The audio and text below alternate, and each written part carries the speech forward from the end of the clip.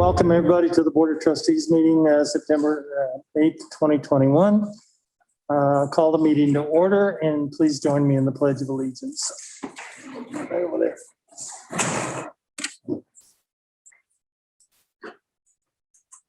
I pledge allegiance to the flag of the United States of America and to the republic for which it stands, under God, indivisible, with liberty and justice for all.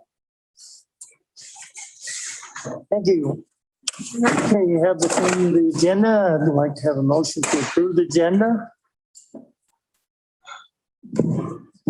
I second that motion. We have a motion and a second to approve the agenda. All in favor, please signify by saying aye. Aye. Opposed, same sign. That motion is carried. And I have a motion to approve the consent agenda, which includes the minutes of the August 11th meeting and the appointment of hearing officers, which are in your packet. We have a motion to approve the consent agenda. Do I have a second? We have a second. All in favor, signify by saying aye. Aye. Opposed, same sign. That motion is carried. And I'm told that we have no public comment for today. Is that correct, Zach? Mr. Chairman, there are no public comments. All right, thank you very, very much. Next on the agenda, a presentation from guests and representatives to the board. Excellence at Ames. Shannon McCaslin, Dean of Students, please. Good afternoon. Hey. Today, I have the privilege of introducing you to yet another of our remarkable students who came to Ames after having some fun on campus. We'll tell you that in a minute. Crystal Hamilton grew up in Texas with her immigrant family. It wasn't easy and there wasn't a lot of money. She immersed herself in extracurricular activities, loved choir and band. Y'all should hear her voice. In fact, maybe we should have her sing. In fact, she'd never traveled outside of Texas until her school band came to Colorado for a competition. That's when she fell in love with our state. And you'll notice this theme in just a minute. Crystal and her husband have 8 kiddos and own their own business repairing cell phone towers. Thanks for keeping us going on that, Crystal. She takes a full load of classes. And as you can imagine, there is not a dull moment in the Hamilton house. Okay, how did Crystal find Ames? Remember how she came back to Colorado after visiting long ago as a teenager? Well, in the pandemic summer of 2020, Crystal loaded up her family in the expedition and came to see the Black Panther movie on campus. Remember when we have been doing drive-in movies. That simple and fun visit to campus, like the story of how she found Colorado, is how she found us. And I'm going to let her tell you the rest of her story.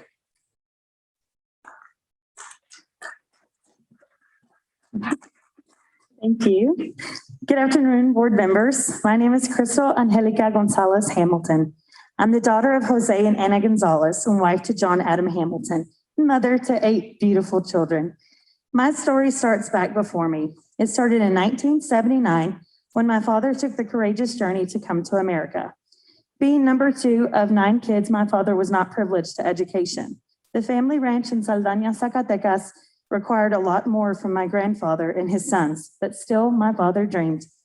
Although my father never got the opportunity to attend school, he taught himself to read and write, and math was learned by a tape measure. At the age of 17, he had had enough of sleeping on the streets and decided that America was worth what it would cost him. He managed to cross and began to walk most of Texas. Along the way, somewhere in Beaumont, he stopped and met my mother. Despite the language barrier, the two began a life together. My mother, too, had come from humble beginnings, being number 10 of 10 children.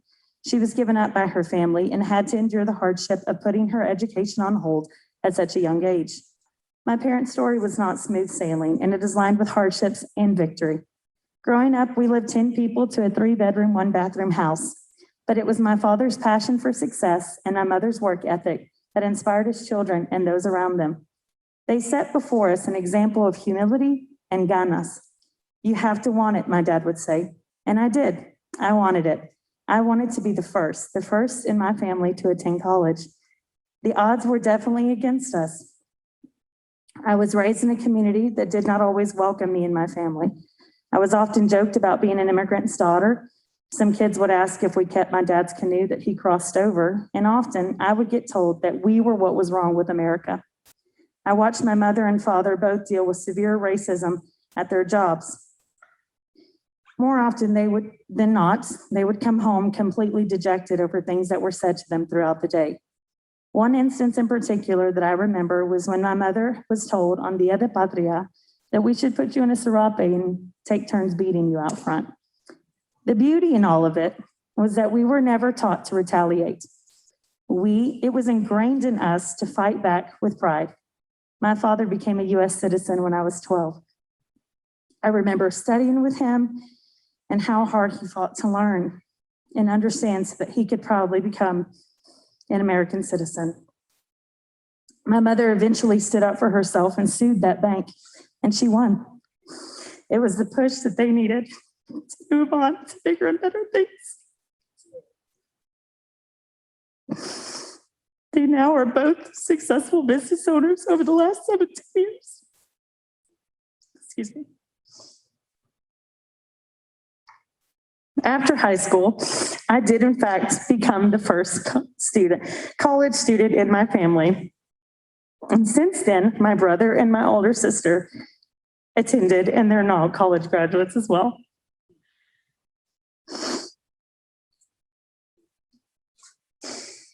I have since grown up and had life slap me in the face. But one desire that stayed true to my heart is that of becoming a college graduate. It has not been easy, but the pride I take in seeing my children watch me strive for a better life, just like my parents did for me, has guided me ever since. So here we are. I met my now husband and 3 handsome stepsons in 2018, and we blended our modern day Brady Bunch. But plot twist, 6 just wasn't enough, so we added 2 more to the group.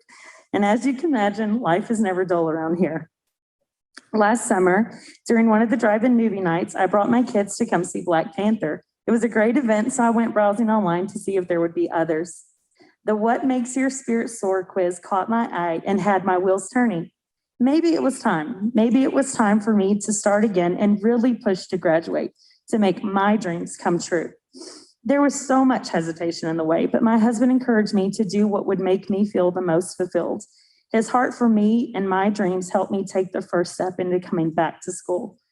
Since then, I've managed to obtain a 3.3 GPA, be involved with TRIO. I'm in the Ames to UNC program, and I'm recently nominated to the National Society of Leadership and Success. I've been blessed to be a part of the Ames family. I plan to graduate in the summer of 2022 with my Associates of Arts degree, and then I'm off to UNC to get my bachelor's in human services. My hope is to use this legacy of dreams to inspire others in my situation to know that they have hope, that no matter the situation, there is a way and that education is for everyone. Thanks to Ames, I can attend school and continue to improve myself as a wife, as a mother, as a daughter, a friend, and servant of Christ. Thank you.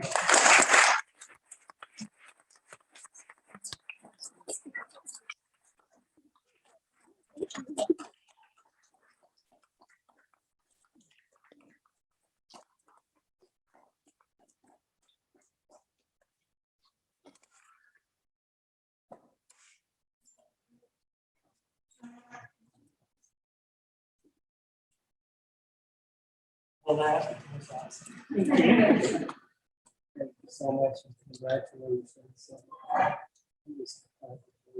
And thanks for letting me show you doing it. Thank you. All right, that's a lot. Thank you.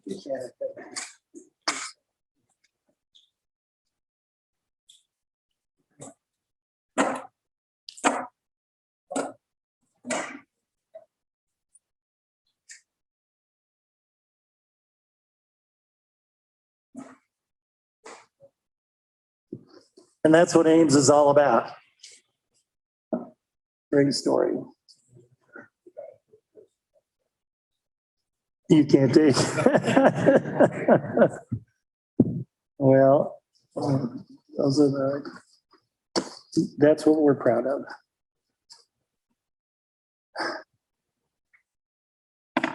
Okay, I got to regroup from that one. Next, representatives to the board. First is the Student Government Association, Levon Quinones. Is Levon with us? I'm on Zoom. Yes. Hi, Levon. Hi, I'm in quarantine. Thankfully, I don't have symptoms, but I was exposed in class and I'm trying to keep my community safe. But I'd like to start by greeting everyone. Good afternoon, Chair Oxiger, Board of Trustee members, and Dr. Bornstein. I hope you're all doing well and that your September has started off nicely. I'm still thinking about Crystal's story too. I'm standing on your shoulders today, Crystal. Sorry, that just had me really emotional. I'm sorry. So Ames is falling into September by wrapping up our fall-in events tomorrow on our Loveland campus. I was able to be at the SGA table at Fort Lupton's Fallen, and it was a great time with great people. I fully recommend you stop by tomorrow if you can. It's a great time, and there are lovely Ames socks there. As mentioned in your September packet, SGA is excited to begin holding town halls this month. September is unique. 4 different town halls, 1 on each campus, and also a Google Form option for our remote and online students. The topic will be needs and knowledge. Needs, like what do you need from Ames, our students, and knowledge, what do you know about Ames? I know that my peers don't know enough about the resources we have available, and that's something I'm interested to learn more about. SGA is also excited to be working with Media Production Club on ComMedia's revival of Channel 22. This will be a student-to-student platform to deliver information and content to the Ames student body and also the greater community at large. We're really excited about that one. Sga Weekly will be, it'll be another program, but this one will be produced by Media Club, and this will feature student leaders across all campuses. We're going to be giving timely, engaging, and entertaining content to Ames associated students. Araya from Campus Activities will be bringing our September to a close with QPR suicide prevention and crisis training, and a COVID-19 remembrance ceremony that will roll into a mental health and wellness resource fair, which is going to be really exciting. That being said, navigating this pandemic has been really hard on all of us, and even from quarantine, I'm really grateful to the level of commitment Ames has to our safety and health. But besides all that, I'd like to thank you all for your time. And if you have any questions, let me know. Sorry. Okay, well, thank you. Any questions? Okay, well, thank you very much. We'll see you next time. Thank you. Thanks for all you do. Next, AIM Faculty Association, Momita Roy.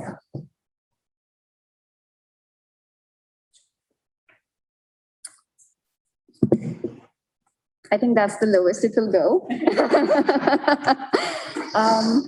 Hello and good afternoon to Chairperson Oxinger, members of the board, Dr. Bornstein, Dr. Rothemar, and other cabinet members, students, colleagues, and friends.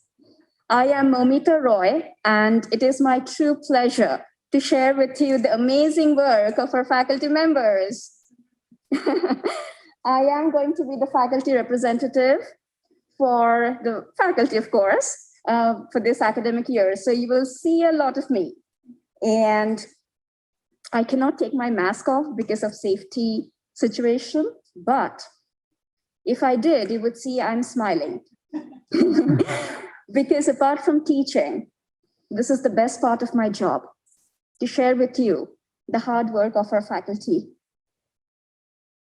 So without much delay, let's get on to it.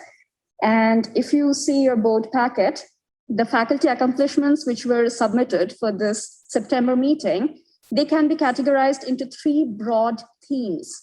The first one would be inclusive access to education. The second theme would be developing learner-centered pedagogy. And the third theme would be continuous professional development along with contribution to one's own discipline. On that note, Professor of Anthropology, Trisha Reynolds attended the webinar, Whiteness at Work, an Organizational Reckoning, Past, Present, and Future.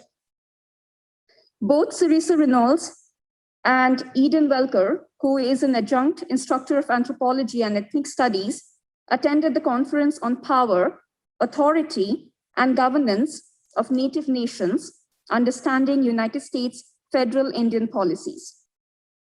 Additionally, Eden Welker participated in a virtual educator focus group for the Smithsonian's National Museum of the American Indian Native Knowledge web platform. Continuing on the theme of accessibility, Kerry Noble, professor of nursing aid and medical prep, completed the online Ally training. Ally is a very powerful software which will help educators here at Ames create more accessible D2L online course shell, especially for learners who may have certain disabilities which can impact their learning. And this is the favorite part of the packet, for me at least, and I hope you will join me with that.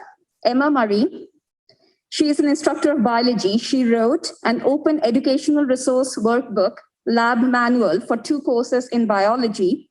And here is the best part.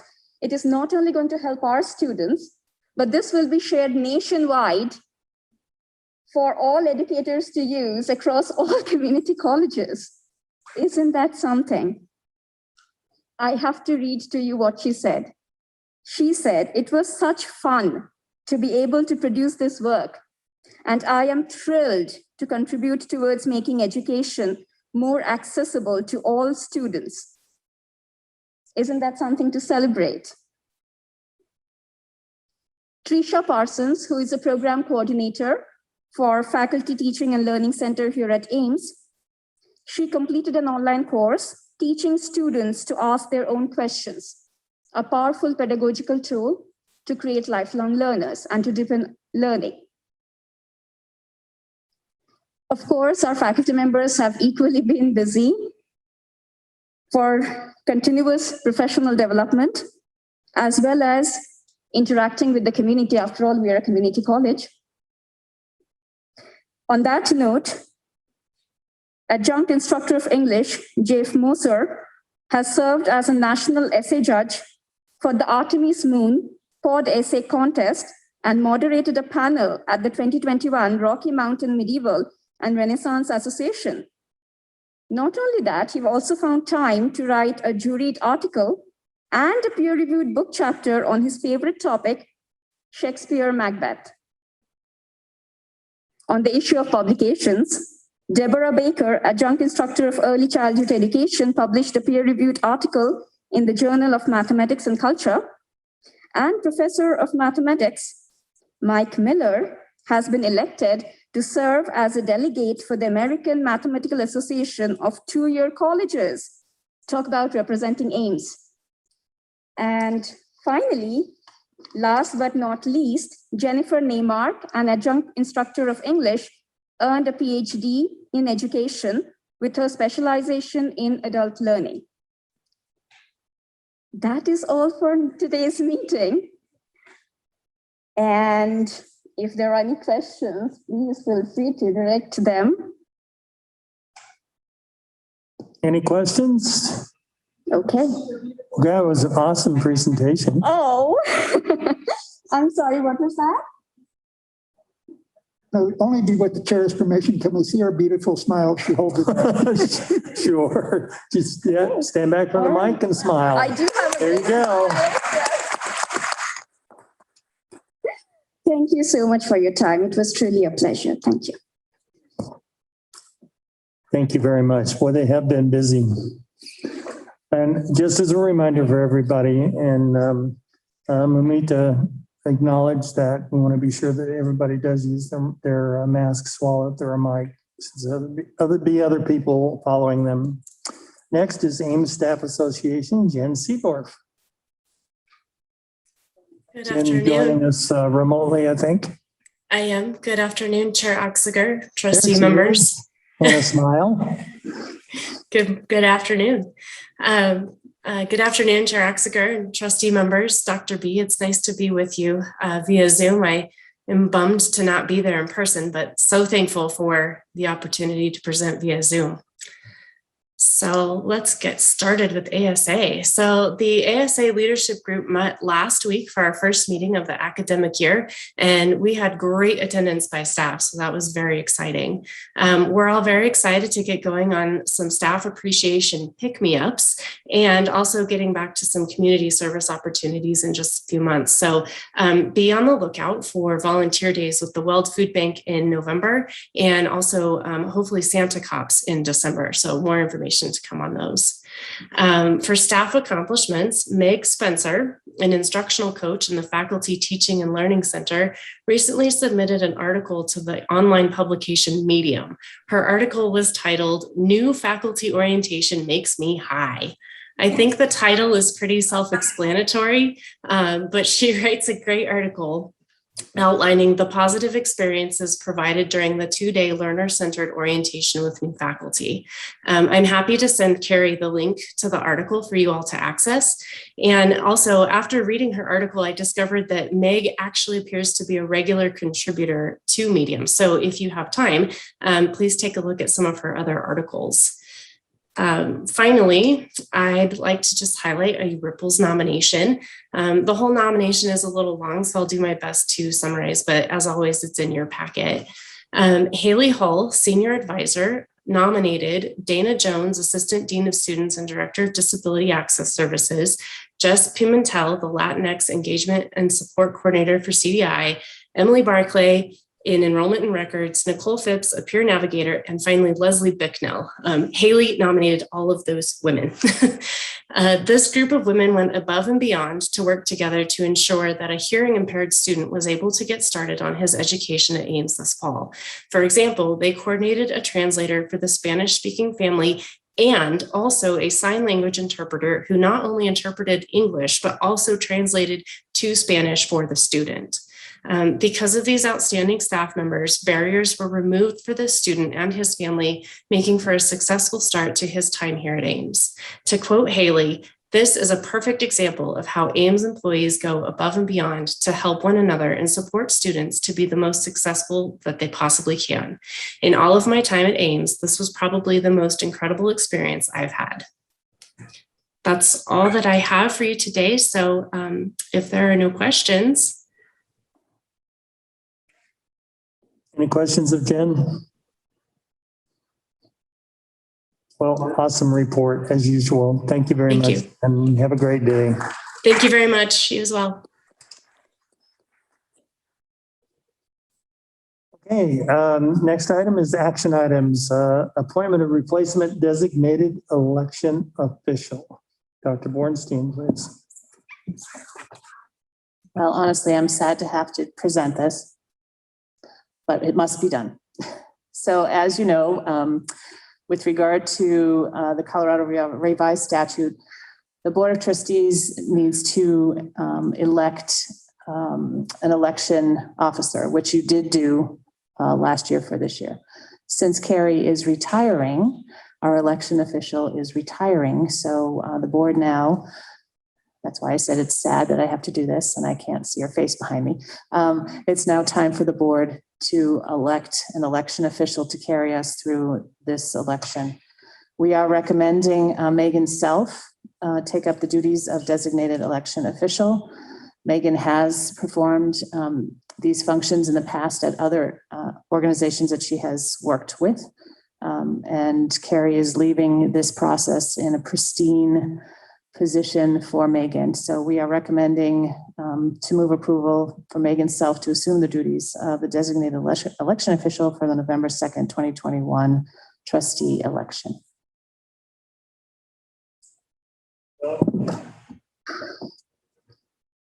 It's kind of a bittersweet thing to have to do. I mean, Carrie retiring, we certainly wish her the best in everything.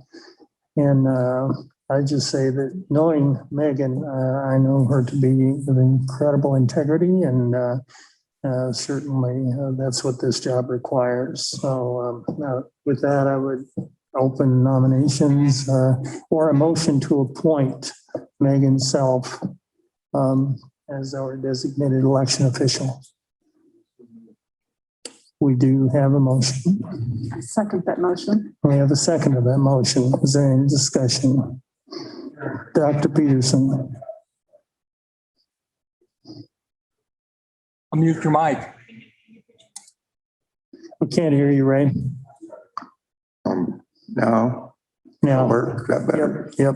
Well, I just wonder if we defeat this motion, then Carrie can't leave. I mean, it's want to get this straight. Are you directing that at Carrie? Well, no, I'm directing it at everybody. I think she's got an answer for you. Yeah.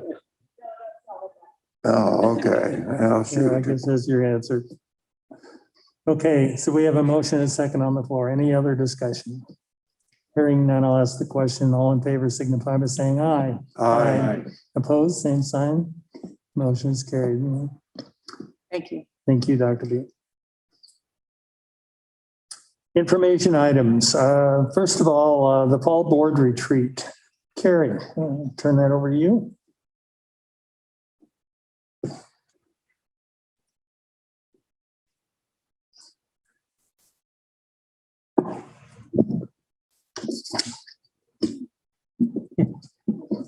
And while you're there, just as well, excuse me for interrupting, but while you're there, just as well do the election update. How's that? I can do that. Okay, I knew you could. Trustee Peterson, thank you very much for that, but no chance. I tried. You did. Trustees, I'd like to give you an update, maybe not really an update, but a reminder of your fall retreat, which will be September 29th through October 1st. If you remember, on the 29th, you will have an evening get together from 4:30 to 6:30, and that will be at Meeker's Restaurant. On the 30th will be an all-day session facilitated by Dr. Pam Fisher with ACCT, and that's from 9 to 4 at the Doubletree in Hilton, the Doubletree by Hilton. And October 1st, you will have a COVID debrief with Cabinet, and that's from 9 to 4, which is in Ed Beatty Hall, room 101. And right now I'm going to give it back to you, Chair Oxiger, to remind the board that they might have some homework for the retreat. Thanks for that, Carrie. Sure. Okay, you all see a book by your workstations here. Trusteeship in community colleges was sent to us. Dr. Pam Fisher has asked me to remind you that you're welcome to read it, but she is giving us an assignment to please read chapter 6. And following that and our get together, there shall be some discussion, and knowing her, there might even be a pop quiz. I don't know. But that's kind of our homework assignment. So please mark that on your calendars, on your book, or wherever you do such things, and be sure and read chapter 6 for our retreat. And also, watch your emails from Dr. Fisher. She may be sending some emails out to each of us individually. Be sure and check your spam or your junk folders in case you don't hear from her regularly and your emails go there. So just beware to look for some. I don't know that she's going to send some, but she asked me to make that announcement. Okay, thank you. Thank you, Chair Oxiger. And as we get closer to the date, you will be receiving your packet for that. The dates and times and location are also in your diligent calendar. So if you forget, you can always double check in there. So I will proceed with the election update. As the former designated election official, I've coordinated the election for 2 board seats with Weld, Adams, Broomfield, Larimer, Logan, and Morgan counties, which reaches all eligible voters in the Ames taxing district. Seats up for election are District C, The candidates are Marilyn Schock, Ryan P. Smith, and Carl A. Alm. The second seat up for election is District D, and the incumbent, Trustee Jean O'Hara, is running uncontested. Upon your action, Megan Self will be the designated election official for the duration of the election, which is on Tuesday, November 2nd. And at this point in time, the heavy lifting is done. So campaigning will begin and the elections and results will be sent to Megan in November. May I answer any questions? Okay, thank you. You were pretty thorough as usual. Thank you, Carrie. Okay, moving on. Next item, CEO and President's report. Dr. Bornstein.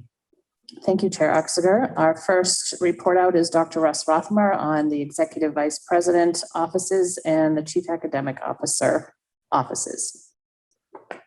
Thank you, Dr. Bornstein, Chair Oxiger, members of the board. I have three items for you this afternoon, and I have three different team members who will be presenting these to you. The first item is Curricular Assessment Report. It's one of those reports that we do for you each year at this time, and it will be presented by Jeff Adcock, who is our Executive Director of Institutional Research and Assessment, and I believe he is on Zoom.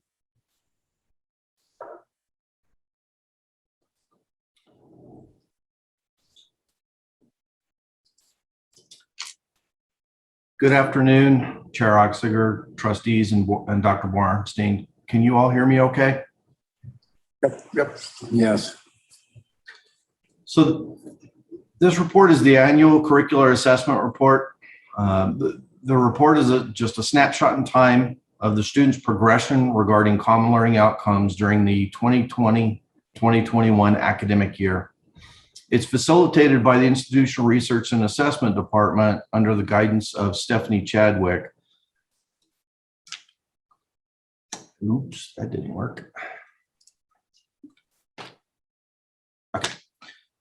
So during the 2020-2021 academic year, 27 departments and 92 faculty participated in generating nearly 29,000 criterias that were assessed by 2,008 students in 139 courses. Our overall goal was set 5 years ago to achieve 70% in each of the criteria. Oral communication for this particular year, the oral communication was the only criteria that was not assessed. However, as you can see, of all of the goals, the written, problem solving, critical thinking, and professionalism all have met and exceeded the initial goal that was set 5 years ago at 70%. The current 5-year cycle came to an end this past academic year. As we begin the new cycle this year, the assessment committees, along with its faculty members, will begin to review common learning outcomes for the next 5-year cycle, and this process starts next month.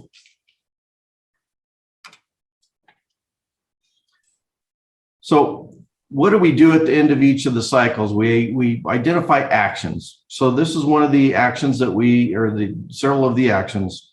As part of the conclusion of the cycle, the committees have reflected on the process and over the last 5 years, and they have decided that they need to focus on the quality of the assessments to ensure that the outputs are meaningful. And then the second thing that they came to bear was they really wanted some additional providing additional professional development for faculty, staff, and administration on the assessment process itself.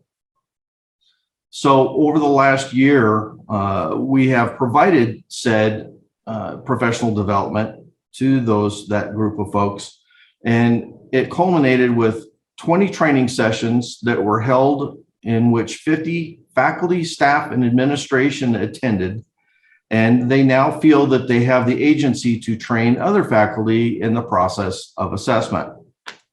This also included, over the last year, they have put in over 1,000 hours of chair and faculty work, culminating with 2 new plans as a result of the process improvement.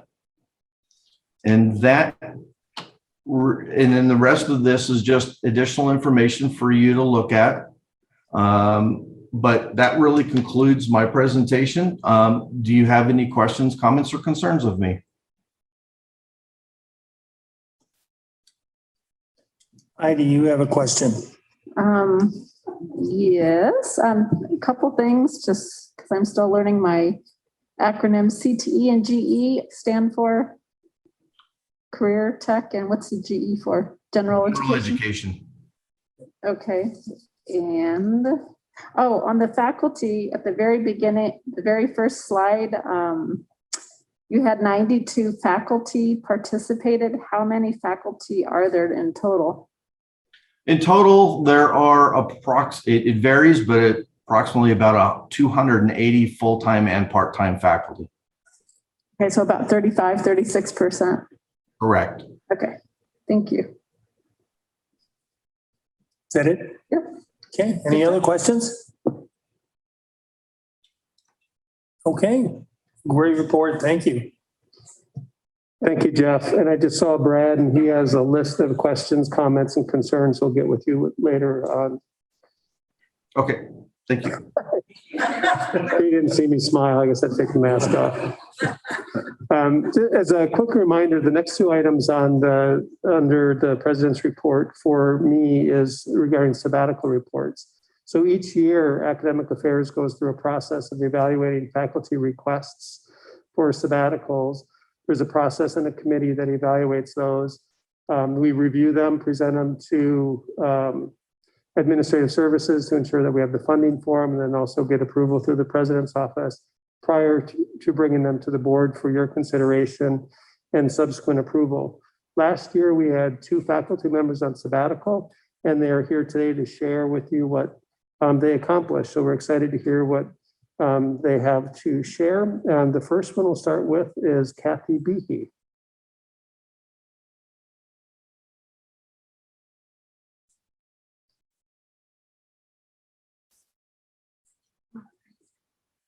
Good afternoon. Just make sure my clicker. Yep, great. All right, well, thank you. So as I approached my 20th year at Ames Community College, I found myself pondering my vocational legacy and how I could truly foster a transformative education in sociology that benefits our students not only academically, but as global citizens for years to come. So these are my sabbatical goals and methods, but my sabbatical certainly morphed between fall of 2019 when it was approved and then fall of 2020. So I'm just going to mention a little bit about where it went. With the spread of COVID-19 and the subsequent need for alternative delivery methods, trying to work around the pandemic, but still having quality interaction and active learning in the classroom, I developed Intro to Sociology as a 10-week in-seat and online hybrid for spring 2021 delivery. So this delivery method accommodated students that don't thrive in a purely asynchronous learning environment, as well as address some of the issues, lack of interaction in presence with remote teaching. So I designed a flipped class in which the students would learn the bulk of the content outside of class online, and then we would cover core concepts and more challenging content in class, leaving us time for face-to-face learning. And initially, I didn't think it would be all that time consuming. I taught Introduction to Sociology dozens of times, both face-to-face and online. But what I did learn was a few things. It wasn't as simple as just meshing face-to-face and online. the cadence or the pace was difficult to find between face-to-face and online, and then what necessitated covering in class and what didn't. So after developing the class, we experienced that terrible COVID spike November, December last year. So we canceled them to keep everybody safe. And all this wasn't directly COVID related. As of December 2020, Flash, it's the software to deliver videos and supplemental material, that no longer played well with D2L. So I scoured oodles of learning material, and I found more contemporary instructional videos, TED Talks, YouTube videos, and I was really pleased with the outcome because they're potentially more relatable to our students, will better illustrate contemporary trends in sociology as well as concepts.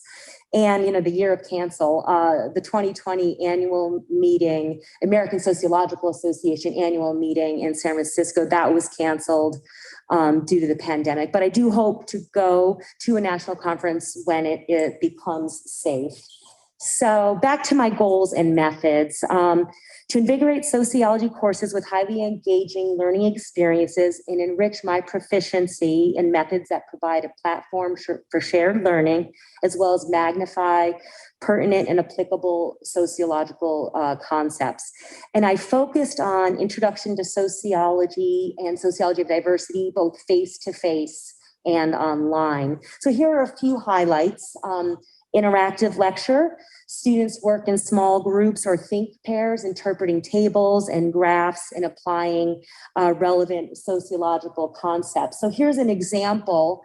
I put this graph up, and it is global birth rates. And then I asked them, using the sociological perspective, interpret and explain differences in rates of childbirth globally. And it spurs on great discussion about the impact between poverty and persistent gender inequality, as well as the relationship between economic development, education, lowering birth rates, and improving the social status of women. Another technique, small group discussions. Students explain concepts and answer questions that illustrate those concepts. And then they share their answers with the class and assess the quality of their participation, as well as students in their group, that identify students in their group that made outstanding contributions. In my online classes, mostly in my online classes, I added contextual footnotes and to the graphs and the supplemental learning material on the content pages to help connect its relevancy to the course content as well as the learning outcomes. So here's an example.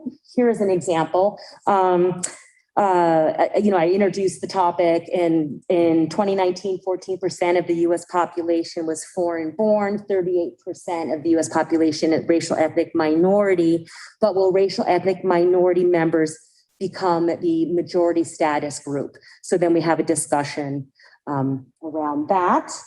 Another goal, educators have become profoundly aware of the important benefits of passing ownership of the learning process onto students, and their class preparation fundamentally affects the in-class experience, learning outcomes, and the students' subsequent success. So to that end, I restructured the format of sociology courses to be more engaging learning environments and encourage educational ownership by incorporating out-of-class preparatory assignments as well as in-class informal formative assessments. So here are a few examples. Fill in the blank notes. They encourage student preparedness, serve as a class preparation assignment, and a pre-class formative assessment as they help students identify what they didn't grasp. And I'm immediately aware of their blind spots, so we're better able to utilize class time. Facilitating learning is an example of a small group participation activity that serves as a collaborative learning experience, as well as a low stakes formative assessment. And there's an example. They get in their groups and then they present their answers to the class. So lastly, I want to thank you for this opportunity. With the institution's support for vibrant strategies that empower students in the learning process, I am better able to facilitate the learning of today's students, and it benefited me as an educator with renewed enthusiasm. So thank you. Question? Thank you. Any questions? I have one. Oh, yes. Oh, yes. Right here. Yeah. I'm just curious with the combination online and face-to-face instruction. What do you do for the online students? And this isn't just necessarily pertaining to your class, but certainly it works. What do you do for the student who needs one-on-one instruction? You know, that's a great question. If it fits their schedule, I have it posted in my online classes that they're always welcome to attend my in-seat sections. I also have review sessions before the exams, but I find, because typically they can't come to campus and that's why they're online. It's interesting. All the content, everything is there online, but if you can just get on the phone with the student, they're like, oh, okay, why didn't you say that? Like they just hear it versus when they're reading. So that can be really helpful. So there's different opportunities for them to get that one-on-one.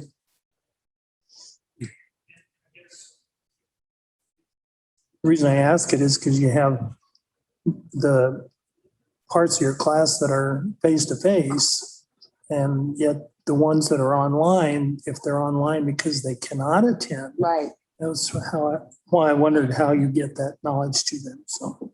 Yeah. The phone is always, an option.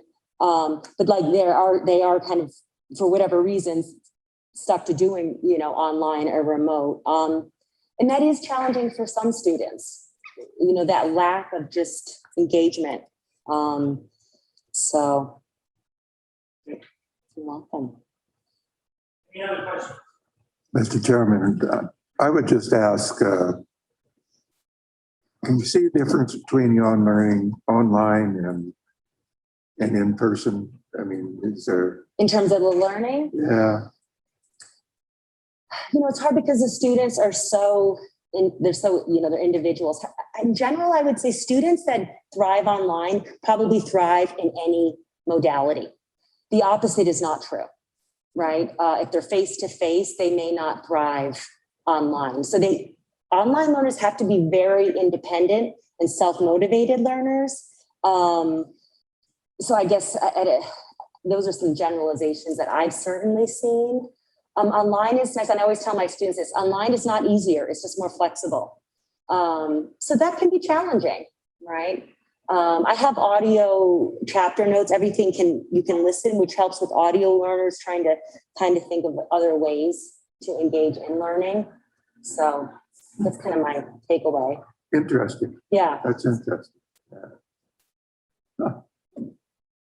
Real quick question. On your content or your curriculum, is there a way to produce it in such a manner where it becomes more of a game-based application where you can elevate the learning by repetition? Yeah. I don't know. I know game theory is very popular in economics and it's a growing field, but I don't know anything about programming and game. I'm sure students love it, but that's way above my skill set, how to program. But I know it's becoming economics. It's part of the push, I guess. But I don't know. I think students would think it's great, but I don't know how to do that at all. Yeah.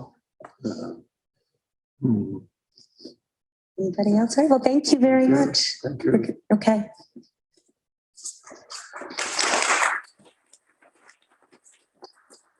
Thank you, Kathy. Our next faculty presenter for you this afternoon is Megan Friesen.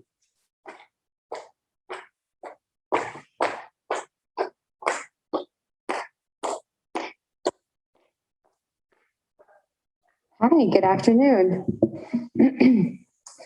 You'll notice in your Board of Trustees packet, there are a few pages of text. And and I'm not going to read all of that for you. That would be very long. You can also find this material and some additional evidence from what I did during my sabbatical located on the website that I built. It helped me kind of visualize how everything I was doing came together, and it gave me a space to store all the documentation for my sabbatical. Namely, what's included in that website that's not in the packet in front of you is a case study that I co-authored on helping students feel supported while we shifted to remote learning in that first semester of COVID-19. There's also a summary slide at the very end of all of that information in your packet that gives you a quick glance of what I was up to. Okay. My sabbatical project was motivated by my desire to work in community with others around campus to support our students in ways that go beyond the academic. My first goal included taking 2 courses from the UNC Department of Higher Education Student Affairs Leadership. This is also where I am currently pursuing my PhD. In community college student development theory, I focused on supporting students who had been previously incarcerated. Although I don't have the number of previously incarcerated students at Ames, I do know that I have worked with several of these students in my classes. I am so motivated to support this population that I have now decided that this will become my dissertation topic. I am eager to continue to learn how to best support these students and bring that practice here to Ames. I was not able to take the second class I identified as a goal, which was finance and resource management in higher education, because of some scheduling changes at UNC. But I am currently enrolled in this class, and I am eager to meld together my desire to support students with the realities of limited resources. My second and third goals involve researching how we support students in first semester classrooms and connect them to resources. To summarize my findings, it is incredibly important for those of us who teach first semester classes to become familiar with resources on campus and in the community, and to connect to our students so that we can identify needs and link them to the support. Best practices in this area center around academic affairs and student affairs collaboration, something I am continued to grow in by participating in various student affairs activities. For example, I have already co-hosted a workshop for faculty with Dr. Hanks on how to be an active listener and get students through the successful referral process to whatever resources they might be needing. And I am very excited to be facilitating a couple of workshops here next month for our Catalyst students. My final goal was to connect with Ames Advising to see how we could better collaborate. I believe that this collaboration will continue to grow, especially now that we have transitioned more fully to Workday and are beginning to come out of this global pandemic. Finally, I would like to sincerely thank the board for this time to rest, reflect, and remember what it is like to be a student undertaking something new and a little scary. During my sabbatical, I became a student at Lookout Mountain Hang Gliding School. Not only has this been a lifelong dream of mine, but it reminded me of what it feels like to really learn something difficult. Now I am a Hang 2 certified hang glider pilot, which feels kind of fitting considering where we are today. And if anyone here wants to learn how to tow a hang glider, I would be your gal. Thank you so much for granting me this sabbatical, and I would be happy to answer any questions. What a great project. Thank you. Yes.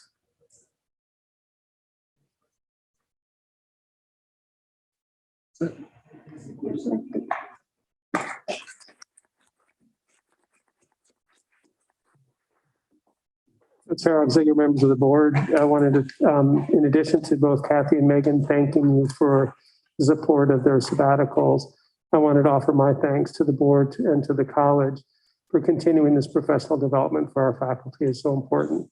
So thank you. Thank you, Dr. Rothmer. Next up is Chuck Jensen, Vice President for Administrative Services, giving us an update and some specifics on about 4 things. So Chuck will be at that podium for a little bit. Hopefully I'll make it a little quicker than last month. Mr. Chairman, members of the board, Dr. Bornstein, I have several items to discuss with you, as Dr. Bornstein said. The first one is more of an FYI of something that I'm intending to bring forward to the board at the next meeting in an action item. And this really is it's a cleanup project that's been something that I've been on my plate for the last number of years. And really it's as we titled it in the agenda, it's dissolve certain legal entities and transfer property back to the college. I know that sounds like a really sticky subject, but really what this was back in 2006, 2002, and 1998. 3 different entities were created where property was transferred from the college to these entities for purposes of financing. So this dates back way back to the purchase of the continuing ed building and the flight simulator that is actually no longer on campus, that these entities were created in order to borrow money. Of course, all that debt has been long ago paid. I think 2013 was the last time this college had any debt on the books. And so again, I'm not trying to oversimplify this, but not trying to overcomplicate it either, that it's really a cleanup project that should have been done probably many years ago when that debt financing was taken care of and there was no longer the need for these entities to carry that debt and the financing was repaid. And so that's what I'll be bringing forth, excuse me, in a resolution is to quick claim deed back this property to the college from these 3 entities. So like I said, not trying to overcomplicate it, but not trying to oversimplify it either, but really a cleanup project that's been in the makes for a number of years. Questions? Who represented these entities? You know, it was a firm out of Denver, and it's escaping my name, escaping my thoughts right now, but they were a firm, they were a law firm out of Denver that set most of them up back when they created these entities. And again, you know, the names of these 3 things were Ames Continuing Ed Authority, Ames Leasing Corp, and the Ames College Campus Plan Community. And again, these were all projects that the college had undertaken a number of years ago. And again, for the purpose of debt financing that has been paid off. But the college owned these entities. The college is the entity, yeah.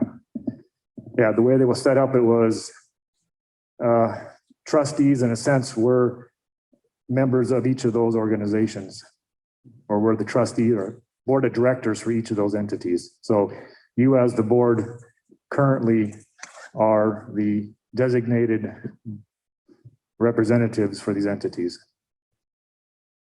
They've been inactive, unused for many years.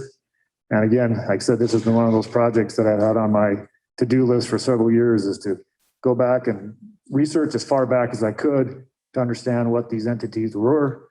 And then of course, coming to the conclusion that literally they were there for financing reasons. And I don't even want to begin to try to understand or explain the reasons for that with Tabor laws and that were in place at the time when these entities had to be created in order for entities like the college to borrow money outside of the college. So that's where that stands. Like I said, this is just an FYI that I intend to bring that action item at the next board meeting. Mr. Chairman. Yes, Chuck, will those entities, will there be any action needed to do away with those entities or dissolve them, or is that part of what you're doing? Yeah, the resolution will come, it'll be twofold. Okay. It'll be to finalize dissolving them and then quick claiming that property back into the college name. Sure. Okay, thanks. Chuck, is there any expenses, revenue? There's nothing. Nothing. It's just all balanced to 0. Yeah, it's been nothing. Inactive, right. Yeah. I think the one cost we have had over the years is a $10 Secretary of State filing fee to keep some of the, just keep that active with the Secretary of State, but literally no activity, no action, for many, many years. So again, that was just an FYI, my intent to bring that action item to the next meeting. If no further questions on that, Mr. Chairman, I'll move to the budget report.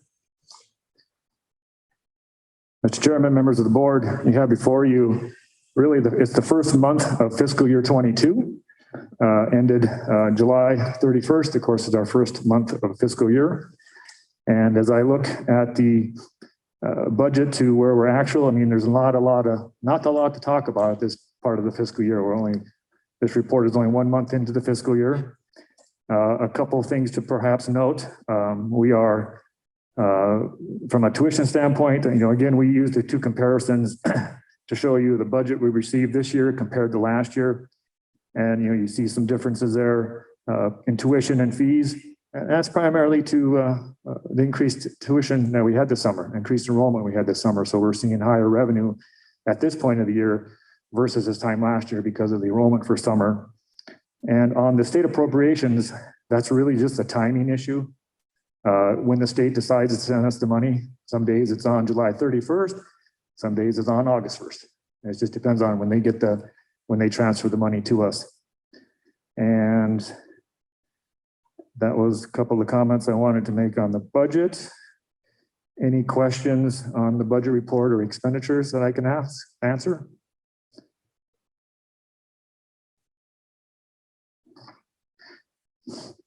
If not, Mr. Chairman, I'll move on to one more item under the budget. And I actually get to hand something out this time. I'm pretty excited. It's the audit report. So it's been placed at each of your table spots there. It's the audit report for June 30th, 2020. I presented the audit a couple meetings ago, and this is actually the final printout, the hard copy now that the auditors have completed and sent to us. And as I reported within the financial statement audit, there were no issues. It was an unmodified opinion, clean audit. But they also, as part of the audit, they do two things when we come and do the audit. We do the financial statement audit, and then we also do a review of our federal dollars that the college receives. And subsequent to my report to the board last time, they did come across a question cost of $600.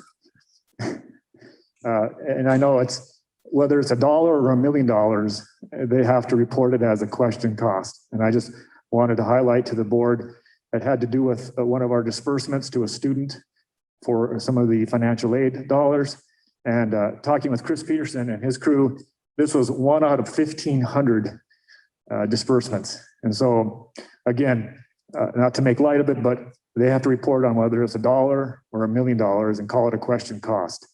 I also want to shout out to Chris and his team that because of the fact that our student financial aid has gone for so many years without any findings, that they are considered a low risk auditee and they won't have to be audited next year. So that's a complete testament to the department. So excellent work. And so anyway, you have before you the audit, and now we begin the next cycle. Auditors are scheduled to be on campus again within the next few weeks. So the process begins again. As I like to joke every year, we get accredited every year. And so that's always a big process for people in my office. Kara Berg, the assistant vice president controller, and her team who handle the audit always do a fantastic job. At this point, on my agenda there, it talks about the Welcome Center naming, recognition, and progress report. I think Foundation President Diane Holmberg covered that in detail, so I won't elaborate anymore on that. And then it's my pleasure to introduce, well, I don't need to introduce him. I just need to bring him to the mic. Our Executive Director of Facilities and Operations, Michael Millsaps, who will give we do this twice a year for the board, where we give a little more in-depth review of our facilities and master plan and things that are going on in F&O. And so at this time, Mike, I'll invite Mike up to the mic and let him talk about all the great things in F&O. And I'll stop and breathe for a few minutes.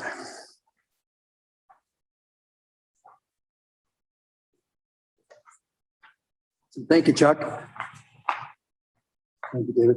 David's going to advance some slides, and I'd like to welcome everybody. Thank you for your time. We always, of course, enjoy talking about all the great projects that we have here at Ames Community College. So Chair Oxinger, Board of Trustees, Dr. B, thank you again for having us. Not necessarily a new face, but I do have David Mont, who's our Assistant Director, really focusing on projects and planning. He's going to join me toward the tail end of our presentation. So welcome, David. So I always like to bring in, when we talk about a facilities plan, I always like to bring in what we do on a daily basis. I think for the most part, the staff would say that maintaining sidewalks and roadways is a seasonal thing, and which is really good. They really appreciate the fact it's seasonal. But we've done some pretty cool stuff. Most of you always see the bigger stuff, the big buildings, the Welcome Center, the renovation of Student Commons.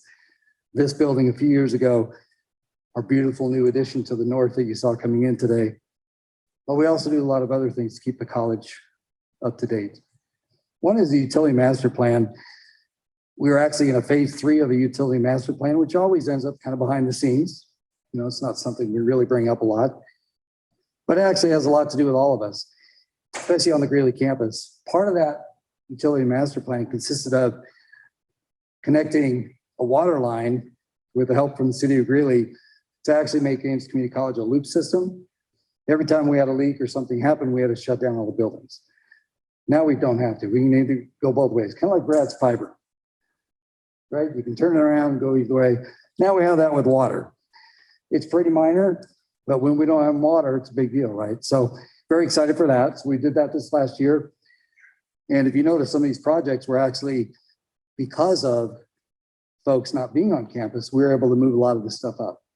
So a lot of new sidewalks south of Ed Beatty, that was part of this project, and a lot of other projects as well. Some access control upgrades on every campus. We're still on Greeley, but that's a multi-year project as well. David will talk a little bit about kind of the Artysboro and that move coming up here soon. Always talking about parking lots and road maintenance and keeping that up. I think Ames does a great job in maintaining that as well. Exterior sign projects, which will show just a highlight of the Loveland campus here in a minute that Heather talked about. We're always moving folks around, not a bad thing, but we've got a great team, always planning, always talking about space. So we're always excited about that. Behind the scenes, again, we converted all of our hard copy files into electronic. Matter of fact, David, I think we're at 100%, right? Put that up here. We still hold a lot of the old files. I tell you, everything's now electronic. Our technicians can get to it real easily. So again, a lot of behind the scene things that we don't think about a lot, but it's really helpful for us. 16th and 47th, if you've noticed, we did a lot of landscape at 50th a few years ago with the monument signs. We're going to do the 16th Street in-house with our horticulturist. So that was always planned that way. So you'll look for something here soon on the corner of 16th and 47th. Go ahead and advance it. There's that Ames Loveland sign. Again, that was early in the year. But we always like to keep that reminder that, you know, we're always thinking of things to keep Ames brand out there in the community. So pretty cool for Loveland. Before that, we really didn't have a sign at Loveland. So, right? So now we, yeah. Is that a new overhang bulkhead that we installed there? Yep, that's a new, yeah, that's all new. Matter of fact, we're hoping that will energize 4th Street. Yeah. If you look down 4th, I think Ames has done a great job kind of leading the way there. It's a really nice design. That's good. Thank you. So again, as we kind of go through this, again, we've got some Welcome Center and Student Commons discussions here a little bit in the presentation. Always looking at site master planning. In this case, David will talk about Windsor a little bit toward the end of our presentation. And the 20th and 50th, I actually have a slide, so I'm going to save that one. We got a slide for you on that. And then other projects. If you notice to our north again coming in, we created more parking to the north and a plane staging area. Worked with Eric and Rob and Alex. And I'd like to recognize Ty Baker, who's our project coordinator, who was overseeing all of that from start to finish. We actually just opened that lot last Monday. So that's pretty cool timing as well. So we're excited for that. It's almost like it's been there. It feels like that lot has been there. When in fact, we bought this building, we renovated it, added to it. That was actually just an acre of land. that we recently renovated. So pretty cool. Jogging paths, we're actually working on every campus.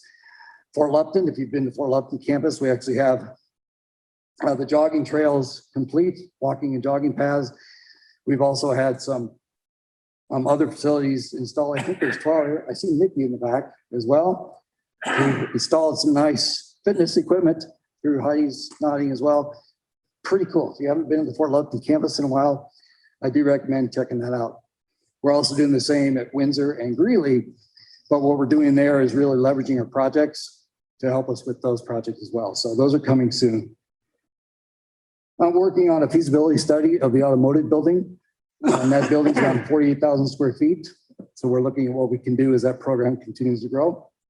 We're working on a design of a shifting track and also shell space in this building, actually on the backside, on the west side. That is part of the Windsor project as we move aviation from Greeley to Windsor. So that'll be a big part of that. Next slide, David. This is what I want to show you. This is probably 6 or 7 years in the making. The first time I've ever seen plans for a traffic signal at 20th and 50th. You good there? Those are plans, but it's the first time I've seen them. So that's a great start. As part of this, if you don't know about 20th Street, actually the city of Greeley does have a full design of 20th. Is actually going to widen 20th between 47th to 59th. So pretty excited for that. So if you come in on 54th, right turn in or out, you notice we have temporary barricades there. I put those temporary barricades there 5 years ago. That's when they were supposed to start that project. That's why they look so temporary. So this is great news. It's great news for the Welcome Center. It's great news for Ames. If you're a left turner out of 50th, it's really good news, right? Yeah. So we're in talks with the city of Greeley. They've been great to work with. I think that's finally becoming a reality, and they're going out to bid on the traffic signal equipment right now. So may not have all of it completed by the time we open the Welcome Center, but we're pretty darn excited for this. So I just wanted to show you that. Again, it's talked about that new parking lot and staging area for the planes. How cool is that? Go ahead, Dave. I kept this slide in here from last year and in the spring. We continue to respond and provide a safe place to work. We've upped our cleaning.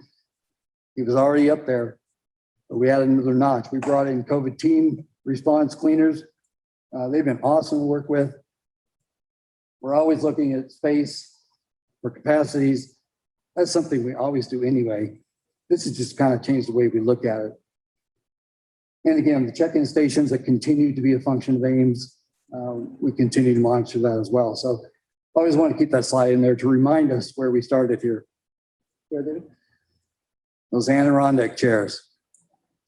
You know, we wanted to create more space outside along with Brad's initiative to create more wireless, right? So we did that. These chairs are heavy enough that it takes a little bit to carry them. But so far, they seem to be staying on site. They just move around, which is fine. We have to move them every time we mow anyway.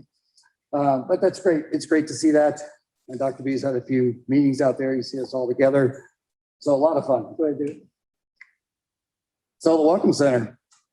I heard a few comments in the work session this morning. Hey, when's that going to be done? I don't know. When do you guys think? So it's looking pretty good, isn't it? For those of you who've not been inside the Welcome Center, it's probably farther along than you think. They're working on the exterior, as you can tell. Once all that glass went in on the west side, you could really start to feel something.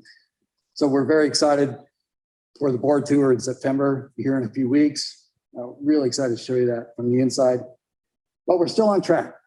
An opening in December with really, when I say project complete, a lot of the site work will get deferred to the spring. It's easier for me to just wait and plant in the spring than it is to warranty everything out that died over the winter. So a lot of the site work will be completed in the spring, but we should have most of the parking lots and everything complete this fall. Go ahead, David. Again, some great shots of the Welcome Center. This is a combination of our drone from our general contractor and Curtis in marketing. who produces some amazing images for us. Go ahead. I'll just step out of the way and let you guys see if you want to.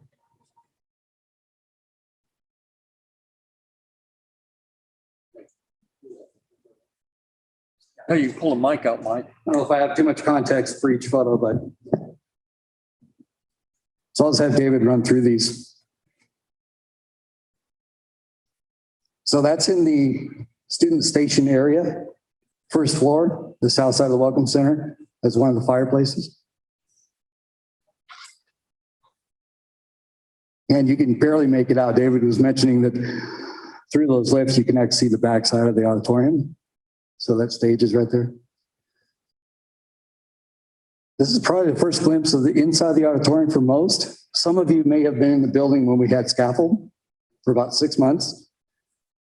So now it's really starting to look like something. This is stage perspective. Looking up at the skybox. And here are some of those demountable partitions that are already installed. This is actually just from last week.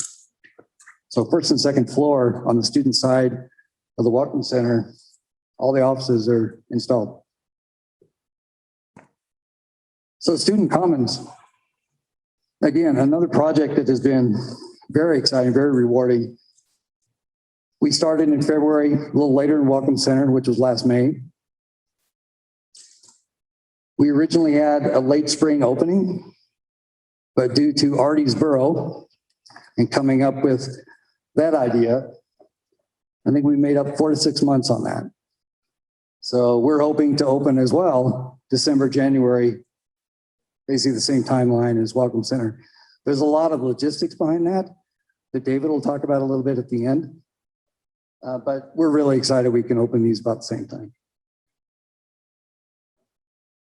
This is a glimpse inside the new Student Commons kitchen. There's a pizza oven right there in the foreground. A pizza oven. There's a salad bar. There's a lot of cool stuff. Very excited. Again, just different images. I think there's 4. The way those come out, they came out, they look a little funky to you. But again, kind of the east side looking at the Welcome Center up from the patio outside the Learning Commons, top left. Top right is in the atrium looking west. And then the bottom 2 pictures, that's of the Learning Commons looking south as you come up the stairs. Yeah, Mark. Mike, will the kitchen area in the Commons, will that be student operated or will that be contract service? Both. I think a lot of the heavy on the student side for sure. And it's really exciting, you know, we had a booth at the job fair and we were right next to food service. And it seemed, we both seem to be getting a lot of business. So we're really excited for that as well. So with that, I'm going to have David close out the presentation. Any questions on Welcome Center, Student Commons, or? Can I ask a question? I guess maybe I missed something somewhere along the line, but Artie's Borough, I don't understand what that is or what held up the process. Sure, Trustee Peterson. So the Artie's Borough is all those modulars that we brought in and joined together. We kind of coined this Artie's Borough. I'm actually not even sure where that came from. Yeah, so here's a portion of it. And then the Learning Commons is on the west side of the campus. That's actually bought, again, 4 to 6 months on the Student Commons building that we wouldn't have had otherwise. Okay, Yeah, no problem. David?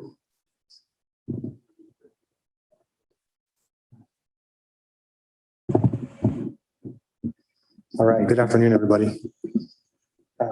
Yeah, like Mike just talked about all these wonderful projects we get to do. And we recognize with facilities that we get to do things that not a lot of other folks in our industry get to do.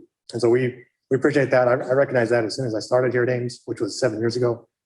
And so, yeah, really thankful for what we get to do. And I don't know if anyone else has said this. If they did, I missed it. I'm sorry, but I was driving up and I couldn't hardly believe it. It's already been 2 years since we opened this building. It was 2 years ago that we were over in another hangar doing that ribbon cutting. So those of you who are here, I mean, that was a great event and hard to believe it's only been 2 years. So Mike talked a lot about what we've done in the past and what we're doing now. I get to turn a little bit and talk a little bit more about what we're doing in the in the short term upcoming. And we want to highlight two projects specifically that are, I'd say, kind of the bigger ones. And that's big for different reasons. And the first one is, like Mike said, we've got those 2 lines there, move into Welcome Center and move into Student Commons. I think those are probably the biggest understatement of the day, if not the week, because all the work that goes into those 2 lines. So you might remember, just like we're saying, it was a year ago now that we had to completely vacate everyone out of the old College Center building. And that was our first step in getting the College Center remodeled into Student Commons. So that was 105 staff, I think 20 different departments of a 57,000 square foot building. And we did all that in just under 2 months. And we got everybody from that one building dispersed into 7 different buildings across the college. That's including the 7 Artysboro buildings that we just highlighted. And so I was hoping that, a year later, we'd be able to kind of copy and paste a lot of that, wouldn't have to rehash the whole project. But we were 1 to 7 going out, and now we're going 7, I think even 8 actually now to 2 coming back. And of course, the logistical steps and the chronology doesn't work. So unfortunately, can't just copy and paste everything. So that's what we started about a month ago with the move planning on that. And I think we've got a big meeting with SACE leadership team this week as well. So we're gonna start kicking that off with program staff and really diving really deep into the details on the move planning.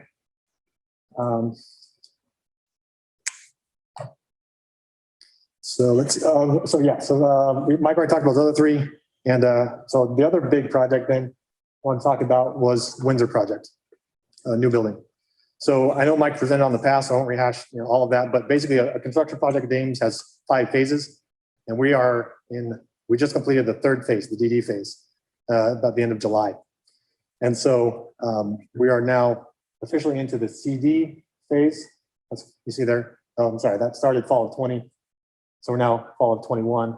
And we're looking, construction start would be right now we're hoping to hit February, that's upcoming, of 22. And with hopeful completion fall of 23.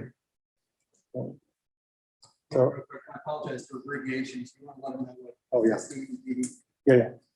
So like I said, there are 5 phases of a construction project. The first phase is programming. And that's where we are just meeting with steering committee and the program staff to try to get some idea. And that's usually just line items on a spreadsheet or a Word doc of what are we trying to accomplish with the building. And for us, we started that in July of 2020 when we hired our architect, which was AMD. And so that's programming phase. And then SD is the next phase, that's schematic design. That's where we're taking those line items in a text and actually putting them in some kind of a graphic format. How we're looking at adjacencies, like who needs to be close to whom and who needs to be in what kind of general area. We're trying to locate a site. So we did a lot of work on this project trying to identify the best site for this building.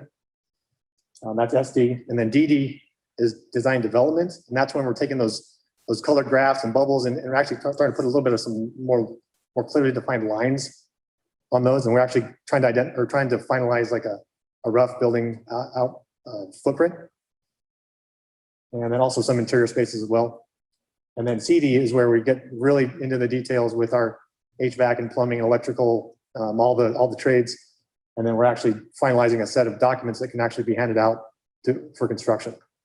And the last phase, number 5, is CA, which is contract administration. That's really mostly on the back end of wrapping up any changes that were made in the field during the duration of the project, and then final project closeout.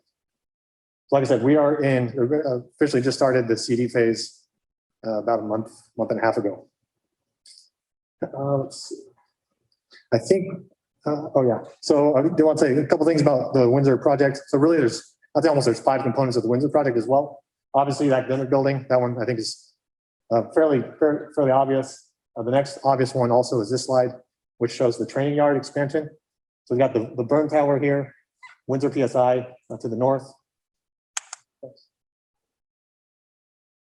So we got Windsor PSI here, the current existing fire training there, and then we're expanding here to the south and adding, really 5 more buildings there on the training yard. So those 5 buildings, let's see if I can highlight them here. So this one's actually storage. This one is a 2-story commercial building. It would have a an apartment complex on the second floor, and then a retail space on the first floor for all fire science and criminal justice EMS training. Let's see, this one here is CPAT, or I'm sorry, that's the, sorry, drawing a blank there, search and rescue. So if you guys remember the maze that they have in the CPAT bay in PSI, we're going to expand that significantly to actually make that multi-story, that confined space maze. So I'm actually kind of really interested to see that once that gets designed. And that will be housed in that second building there. And then these two here, they look identical and they're going to be very similar. Those are sim houses. And they're 2-story around. Well, they've got a basement. So I don't remember if they're 2-story with a basement or 1-story with a basement. But those are just houses. There's going to be a living room, kitchen, couple bedrooms. It's 3 stories. So second floor is bedrooms, main level with a kitchen and a dining room, then a basement. They're all designed with a specialist that we brought in who has been doing these for a long time. So nice. And so anyways, those are the 5 buildings. I'm sorry, the 5th one is storage. It's a storage building. So those are the 5 buildings we're expanding on the training yard. And then, so that's a aspect number 2 of this project. Aspect number 3 is PSI. We didn't have a slide for that one, but there will be a little bit of work, backfill in the PSI building as we move a bunch of these folks and a bunch of the program need and function out of PSI. There'll be a backfill there. Mike already mentioned the automotive feasibility. That's, I'd say, the 4th component. And then the 5th one is just the site.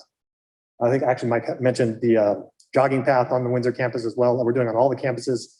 It's going to make a ton of sense for us when we've got everybody mobilized to do that with this project as well. And so that is a quick overview of the Windsor project, and we'll stand for questions.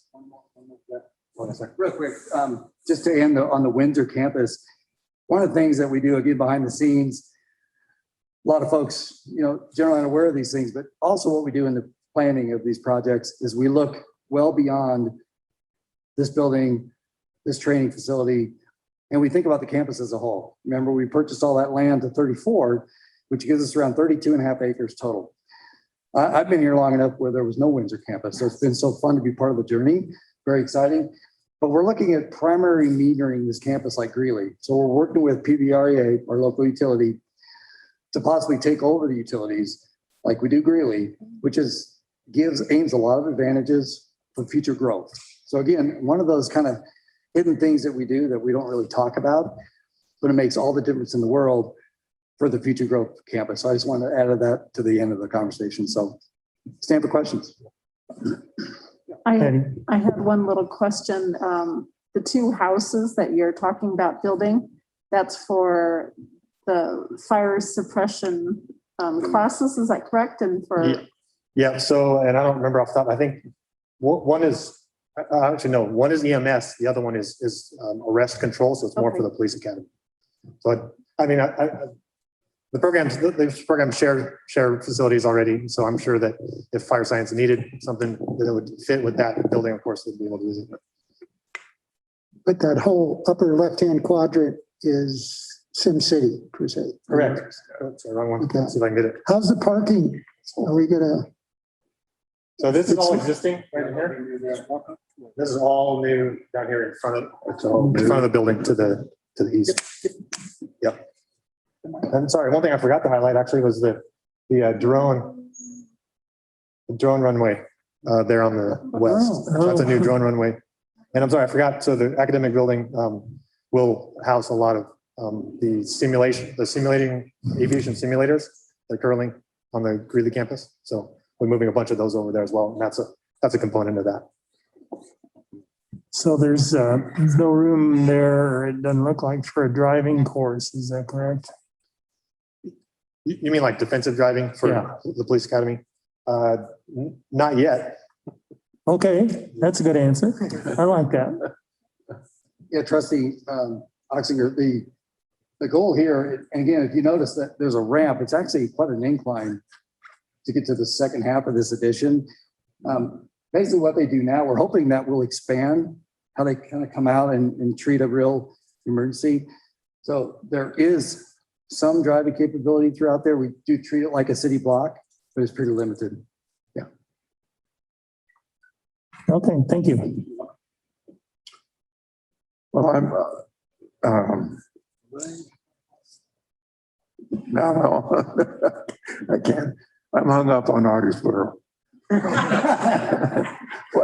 What's going to happen to those buildings? So those buildings are leased. So we are working as part of the move schedule. We're also looking at how we remove those and bring our site back to native grass. And we're trying to do the best we can to keep that bridge that we built, that deck, but we have to get the buildings out of there. Okay. So there's 59, 50 plus, yeah, 50 plus buildings that make their way back to Texas. Okay. Yeah. All right. Well, I'm just curious about, that's a lot of buildings. What the heck is going to happen? Okay. I have one more question, Yes. and it's not, well, it's related to everything. Does Greeley, does Ames have water rights? We do, Ames does have a very extensive raw water portfolio for the Greeley campus, for our Berthoud property, which is land. And we do have, we did have some in Fort Lupton, but Fort Lupton is a 60-acre dried site, so to speak. Yeah, we have substantial water rights. Okay, Yeah. Thanks. Yep. Our grass is green for reason. Yeah. Any other questions for us? Good job. Great. Thank you for your time. Thank you, Mike.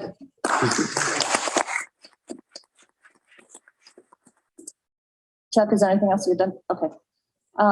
Dr. Sarah Weisgeber is joining us via Zoom to give us the SACE report, and we do have at your seat the college enrollment update. It looks like this one page that I think she's going to be going over. Good afternoon, Board of Trustees. It's great to be here with you, even though I'm not here. I'm here, you're there. For me, it's the other way around. I'm happy to be here with you. I'm going to start out and kind of walk you through the documentation that you have, so you know what order we're going to go in. And so you also know why I was excited to give you an additional document in paper form this month. So we'll go ahead. What I'm going to do is start with the document that says President CEO Report. It has September 2021 in the top left-hand corner. Those are updates that are specific to the SACE division. I'm also going to update you a little bit about our campus climate survey from the equity and inclusion aspect of the work that we do. And so you'll see that my background talks about the campus climate survey. And lastly, I have some exciting news for you with our enrollment update today. So hang tight with me. If you have questions, I'll kind of stop between, but please feel free to ask, at any point. It has been a really weird fall semester. I share that with you because a friend of mine recently said, trying to plan during COVID is like walking through quicksand. And that's exactly what it's felt like as we have gotten up and going this fall semester. It's been really strange, really weird, but really good at the same time. Our Ames to UNC program, we celebrate kind of a third anniversary this year as we're entering, I guess, second anniversary, we're entering our third year. Had a great meeting with the folks over at UNC recently, and I'm really excited about the direction we continue to go so far in the Ames to UNC program, which is led by one of our program directors, Rachel Veretto, in partnership with Steve Mitchell. We've served over 270 students in that amount of time. We have almost 75% of those students persist from year to year. So that means they've started in the fall and they come back again in the fall. Those students are high performing. The majority of our students have a 3.0 GPA, which is pretty good. And almost all those students are taking just under full-time course load, which is exciting. Last year, we tried something new. We developed a partnership around having Ames students live in UNC housing and continue to take classes at Ames. It was an interesting year. I think we learned a lot from the process. We now, between last year and this year, will have a total of 30 students in the housing in the residence halls over at UNC. So that's a great way to get students familiar with the UNC campus and to have them understand what it is to be an Ames student, but also a UNC student, because truly these students occupy a third space. They are a different type of student entirely. UNC, the most recent numbers are we have about 70 students who have transitioned to UNC and still identify as part of the Ames to UNC program. So really excited about that. And I don't know how you miss it, but that $97,000 in scholarships we've awarded these students helps them come back every year. It helps them maintain a high GPA. It helps them ensure that they can go to school almost at full time and that they're going to be successful when they transition. And so we're really grateful to the folks in Chuck's area for allowing us, and to the board ultimately, for allowing us the funding to support these students in a meaningful way. Moving down a little bit earlier today, you heard about some folks in academics who are learning about how to make our classes and our softwares accessible. In the SACE division, we've started what's called a Saul team. So anybody, wasn't there a movie that says like, what about Saul? Is that I'm not as charming online as I am in person. I think that's why no one's laughing. So the Saul unit is a group of 36 individuals from across the SACE division who are going through the WebAIM training to ensure that they are able to create and evaluate web documents that meet accessibility needs. Ames committed to being a Web Access Content Guideline 2.0 institution several years ago at a AA standard. And this SAL team will help us ensure that we can continue to meet that standard. I also wanted to highlight the TRIO programs. Our TRIO programs are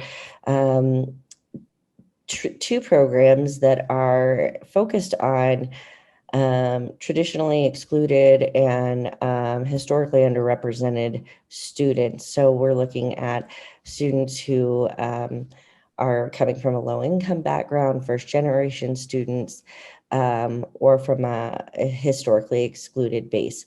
In 2020, we won 2 grants again. We won both the TRIO Classic and the TRIO STEM grant to total $2.7 million.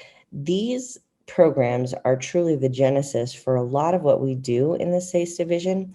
We have a lot of flexibility with these students and are able to really try new things, try new projects. Ames to UNC in many ways, the way we work with those students is based on our TRIO program. As we move into case management for advising, we're taking the TRIO model and scaling it up, because what we know is that TRIO is incredibly successful. The data are amazing with our TRIO students, and we're excited to be back in person this year so that we can continue on with university visits, with different cultural events, whether that's going to a baseball game or going to a museum. For a lot of our first gen students, these are experiences they've never had before. And so the opportunity that we can provide them with federal funding is really important so that they can continue to share those experiences with their family and other folks. Lastly, I'd like to wrap up some really exciting news. I know last year we talked about this, but this year our programming is even better. We are about ready to enter Latinx Heritage Month. It started in 1968 as an offshoot of the civil rights movement, and really trying to recognize the work that the Latinx community did in the United States and also the impact this community has in the United States. And so we celebrate this movement. It's also the Independence Day for El Salvador, Guatemala, Costa Rica, Nicaragua, and Honduras. So this Friday night, right? This Friday night is the 10th. If you're not doing anything, please, please, please come join us for a musical called In the Heights. It's one of the biggest musicals of the year. It's incredible. It's going to be fun. It's going to be not too cold, and it'll be great. So feel free to join us in the Cornerstone parking lot for that. Other pieces that we'll be focusing on is a carnival on the Fort Lupton campus as we have a true kickoff to Latinx Heritage Month. And then another carnival and resource fair October 5th. We're going to find all sorts of resources for students who come from a Latinx background or from additional students who want to know more about Latinx heritage.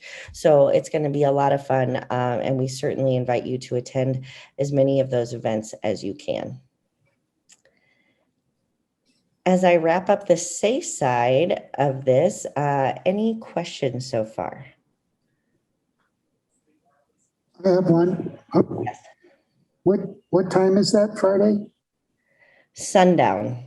Sundown. Yeah, that's how we do it out west, Trustee. Oh. Sundown. So yeah, wait. Yeah. So as it starts to get dark, and that's why, it changes throughout the year. As it starts to get dark is when the movie's going to kick off. We'll have popcorn, we'll have snacks, all sorts of stuff. They're a lot of fun. No other questions? Do you want to do the enrollment report too, or are you finished? No, I'm going to do the enrollment report. Okay, super. Thank you. Yeah.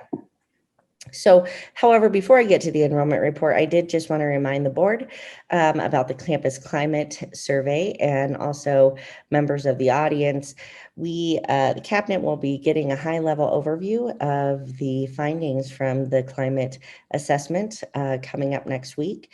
The full report will be available to the college in October, and at that time we'll be doing different events to come listen to the report, to the full report, where we'll have Rankin and Associates on campus.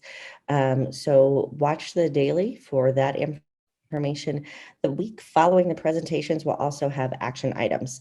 So please be sure to recognize that. And if you're interested in learning more about what that report said, I will absolutely be providing an update during a board meeting, but certainly welcome you to attend those as well. Moving on to enrollment, you have two documents, one electronic and one paper. And what I'd like you to do is just ignore that electronic document.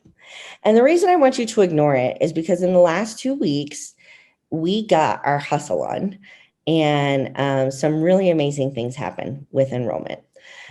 So on the first page there, as you know, I like to do kind of a deep dive into some unique populations.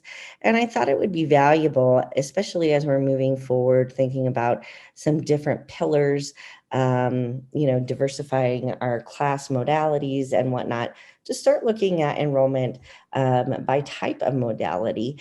And one of our newest types is, of course, our remote environment and our online environment. So I just want to highlight a couple of things. If we look back at 2019, 2020, you'll see that the course mode for online was 1,977. This year, slightly down from last year when we were fully online and remote, we're at 2,299. Similarly, for remote, while we didn't have remote in 2019, we did have it last year.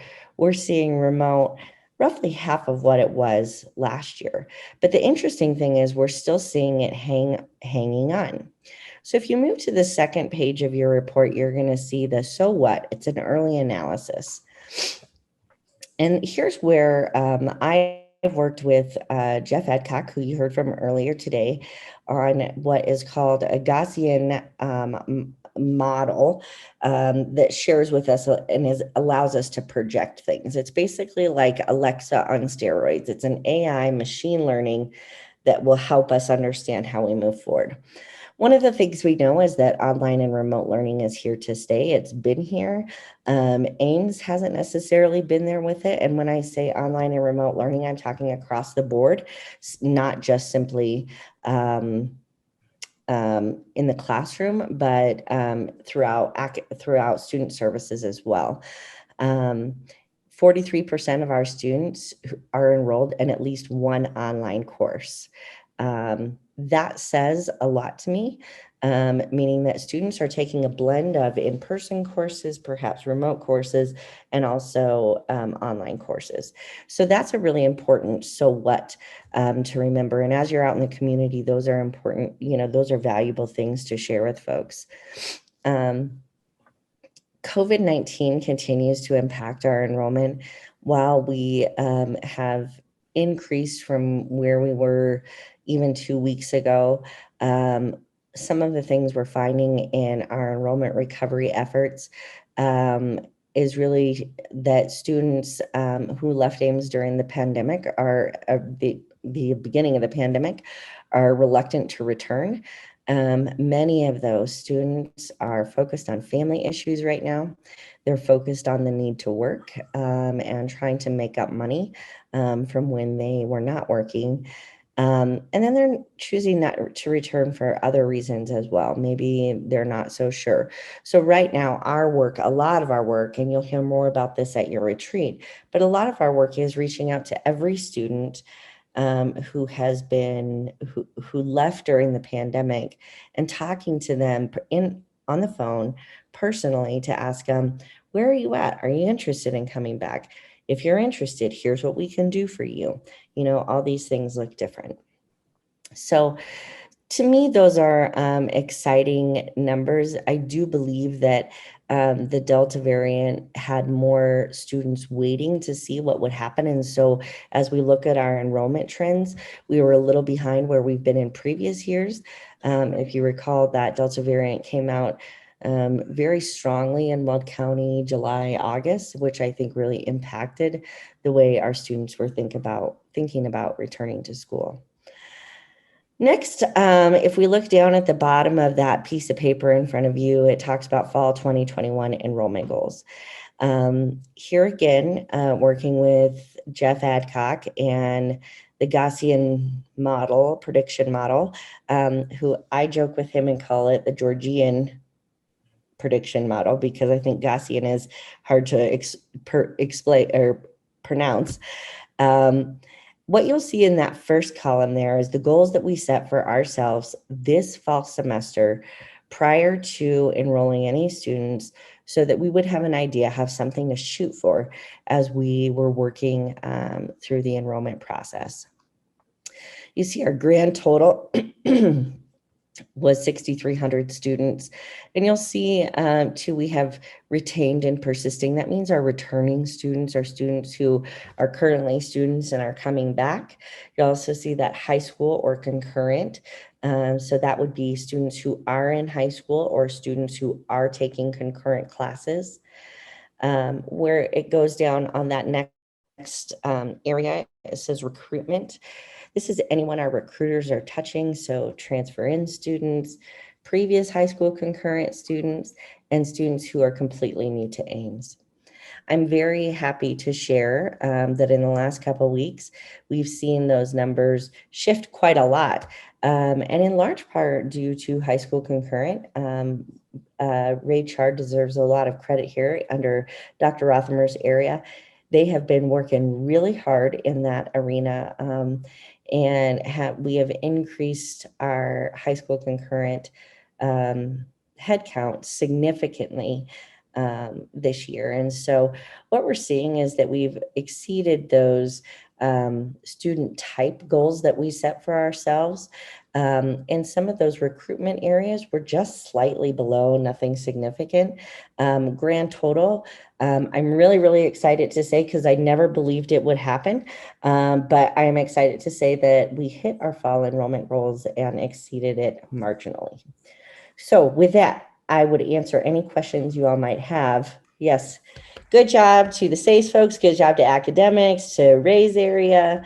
That was hard work, hard work, not easy work. And there were folks working a lot of overtime, working their little tails off, trying to make sure that we hit our enrollment goals. So proud to work alongside of these folks. Very exciting. But questions, what kind of questions can I answer for you? Dr. Weisgeber, I have a quick question. Yeah. What is the difference between online and remote? Yeah, that's a great question. So online typically is a class that is a little bit more self-paced. There's no face-to-face element. It's all online. Okay. Versus remote is like what we're doing right now. So an instructor might teach a class, at 3:00 every day, and they are sitting in a Zoom room just like we are, and that's how they're delivering their instruction. Thank you. Great question. Sarah, on the previous high school concurrent, is those post-secondary students that came back after graduating? Correct. Correct. So, and Trustee Howe, this is an area that I'd really like to see us work on increasing with our new enrollment management division. We're doing a lot of outreach to the high school and targeting those previous high school concurrent enrollment students to see if we can get a stronger yield. Part of that work is really identifying of those high school or concurrent students, which of those students are likely to come to Ames, and how do we make sure that our Ames student body is also taking concurrent. Oftentimes, my daughter is a perfect example of this, and I think most of the cabinet members who have children that are college age going have also voiced this. Our kids who are coming from more middle-class backgrounds are often very savvy about concurrent enrollment, and their parents are very savvy about what that means. What I believe our work is to do as we move forward and further partner our recruiting and our concurrent enrollment is really to find those students who've never heard of concurrent enrollment, the students who never thought they don't think they're going to go to college, the students who are first gen and their parents can't help them walk through the process. Those are the students who I think the more of those students we can get in the concurrent process pipeline, those are the students who we're going to continue to see then matriculate over and become fully Ames students. A lot of our middle class concurrent students will go on to a four-year institution versus coming to Ames. That would probably require more contact through the previous year to keep them involved in the following fall. Right. Yes. So part of with our enrollment management department that I talked about last month was we have changed the ways in which our recruiters engage with the community, which includes changing the ways by which our recruiters engage with high schoolers. And so they are working very closely with the high school counselors. They're working very closely with concurrent enrollment and kind of digging in deeper to those populations in hopes that we can get those students to earn some credits while they're in high school and give college a try, and then come over and hang with us at Ames and earn a degree or a certificate. Thank you. Yes. I would just like to ask Sarah, you talked about using, and my mic is not on. Now it's on. Now it's on. Well, make up your mind. Tell me what. You talked about using some kind of a model. I've forgotten now what the name of it was, but so does that mean that these numbers that we have on this sheet are real numbers, or are those hypothetical numbers to some degree? Excellent question, Dr. Peterson. So The numbers that you see there in the goals section were enrollment goal. Those were hypothetical numbers. That we used basically a regression analysis model combined with AI, artificial intelligence, to look back over our previous years, many years data, including the COVID data, to estimate some conservative goals for what we wanted, what we felt was realistic to hit. So that's those where it says enrollment goal, those were hypothetical numbers. Where it says enrollment status, those are true numbers. Those are actual numbers. Okay. And when you talk about previous high school concurrent, does that mean now that those students are now on campus, or are they back in the concurrent enrollment program? No, those are students that have matriculated to Ames. Okay, so they've actually, maybe transferred. Yeah, and you can see, that number is low, and I think that's an opportunity we have as an institution to really think about how do we increase the number of those students who start with us in high school concurrent and continue with us all the way through their certificate or their AA or AS degree. Yeah, right. That makes sense. Well, just a comment. What was it last? Was it Sunday? The Denver Post had a whole article about how bad the enrollments were of community colleges. Yeah. Okay. They're wrong. Sarah, I think Heidi has a question. Yeah, I'm sorry. Well, I don't know how it is relatable. What was our enrollment in like 2018, 2019, a normal year before COVID? Well, if we look back to 19, let me see if I can,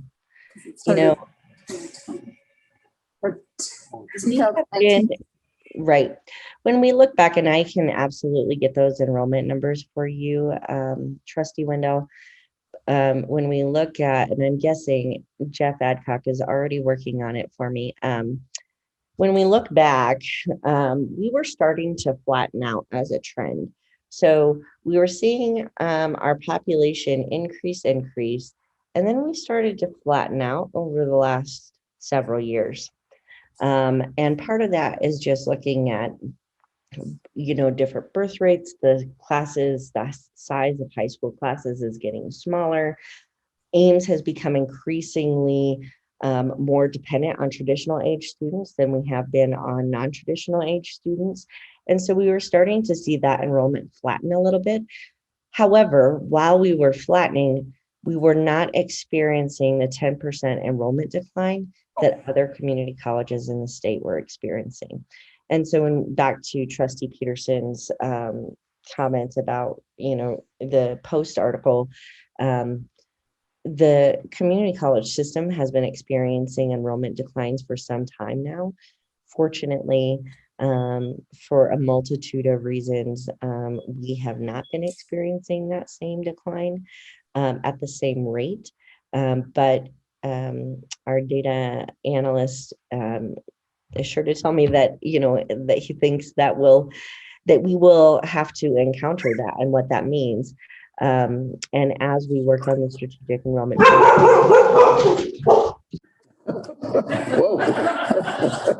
So Sarah, I'll take this opportunity to interrupt you for one moment because I haven't the answer to Heidi's question.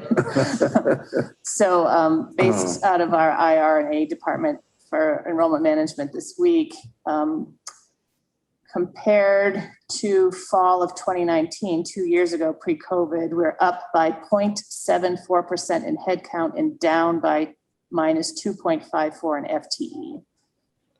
FTE, which quite frankly is pretty amazing. And it's what Dr. Weisgeber was saying before with regard to the recruiting and enrollment teams that have just really worked so hard to bring those figures to pre-pandemic numbers for us, which were already on the rise at that time. So it's quite amazing. Yeah.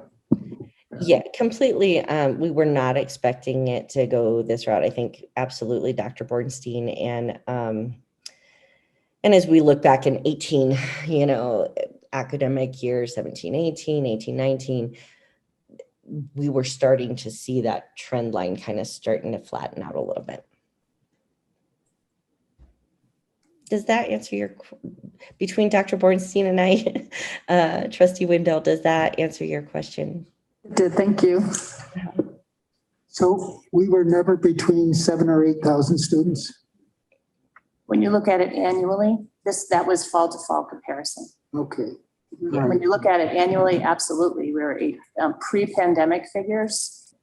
We were actually mid-8, approaching 9,000 students pre-pandemic on the rise. Right. This is just looking at fall enrollment, Trustee Hout. It doesn't include summer or spring. Next month, what you'll see from me is an annual enrollment report looking at 2021, which is going to be, I recommend that we have chocolate at the table because that's the COVID year, but it's going to give you that annual look and we can compare, 1920 to, previous academic years to help us understand those pieces. We're talking about all 3 semesters then combined. Correct. This $6,400 or $6,400 is just 2 semesters. Am I correct? 1 semester. 1 semester. Okay. Yeah. Thank you. So yeah, absolutely. I thank you all for your time this afternoon and for hanging in the data land with me. It looks like it's hot where you are, so I will pass it back over to Dr. Bornstein to move on with the rest of her president's report. Thank you, Dr. Weisgeber. Moving on, we'll just head over to comments from CEO President. You'll see the community meetings of note from this last month. Really just one thing I wanted to remind you of or draw your attention to. So earlier in the month, I sent you a link if you wanted to take a look at it. It was the national podcast called Ed Up for all of higher education, not just community colleges. And myself and another president, we were highlighted for this month to discuss talent development. It was a 45-minute piece. So a couple of you are nodding your heads, so you were able to listen to it. Just to let you know, we actually got a lot of hits off of that podcast. We were told from the sponsors, and I'm kind of looking at Zach too, because I don't think you know this, and a ton of fantastic feedback. So, as always, Ames is doing some really amazing things and ahead of the game, ahead of the curve in a lot of ways. We were able to share many things that we're doing out of our HR department with regard to talent development and talent recruiting and so forth. And it's really brought a lot of wonderful visibility and recognition to Ames. So just if you have an opportunity to listen, feel free. If not, just know that it was well worth the time to do it. So that was one of the highlights of this last month, certainly for me. I don't know if you have any other questions on the president's meetings of note. But if not, I also wanted to highlight at your places, you have hot off the press annual report, which is actually going out to our VIP list the next week or two. That will be mailed. It's going to be on our website. We have many, many copies. I usually bring these to any meetings, community meetings that I go to, hand them out. And this is also what I use when people ask me to come and speak to their meetings. So if for some reason you're looking for sound bites on what to talk about with regard to Ames, it's all right here. Demographics, discussion about different, our demographics around courses, certainly our financials, our foundation, grants, where we are with our strategic plan this last year. It's really a wonderful piece, and I want to just thank Marketing Communications for all their efforts in doing this. It's really a very nice piece. So if you want more copies, we have tons. Just let us know. We'll get them to you. And know that we have a very extensive VIP list, and those will be mailed out in the next couple of weeks to those folks. And just a comment on that, those really are great. I carry several of them around with me. So if I am with a group or something, my names comes up. I'll run out to my truck and pick up 3 or 4 of those and hand them out. They're just great for disseminating information out to the community. They're a great tool and they're I rely on them quite a bit. If there aren't any questions about meetings of note, we'll move on. We do have some folks, some supervisors here who have new folks. We're going to follow the same sort of pattern you did last month. So, it's been 1.5 years since we haven't been able to introduce new folks. And this month we want to focus on academic affairs and student engagement, inclusion, and success. So if you are a supervisor that would like to introduce a new employee, if you would kind of start making your way to the podium, and we'll move through your presentation of your new folk so that we can welcome you. Even if you've been here 1 year, we can still welcome you officially to Ames. So who's going first? Aaron. All right. Good afternoon, everybody. My name is Aaron Pruswich. If you don't remember me, I'm the AVP of SACE. I have 2 employees that I'm going to introduce. And sorry, I kind of cut to the beginning of the line, but I have 2 kids that are in their first ever cross-country meet this afternoon. That I'm going to try to go to. And you'll just need to speak into the microphone so we can hear you. Yep. So the first employee I'm going to introduce is Dana Kohler. Dana is our new Executive Director of Enrollment Management. So if you'll, whoever you're going to introduce, if you'll go up to the podium together, that would be great. Because I know we have a lot of folks. So Dana has been with Ames since July, and she's been in the role since July, but you've been with Ames since last July. So has been at the college for a little over 1 year, and she's been in this role since July. And so she's directing our new enrollment management department, which is really exciting. And then our next employee that I'm going to introduce is Audra Turnavek. She's new-ish. She has actually been at Ames as our advising director since September 2020. So she just celebrated her 1-year anniversary. And she's our Pathways Advising Director. So we'd like to welcome these 2 employees to Ames.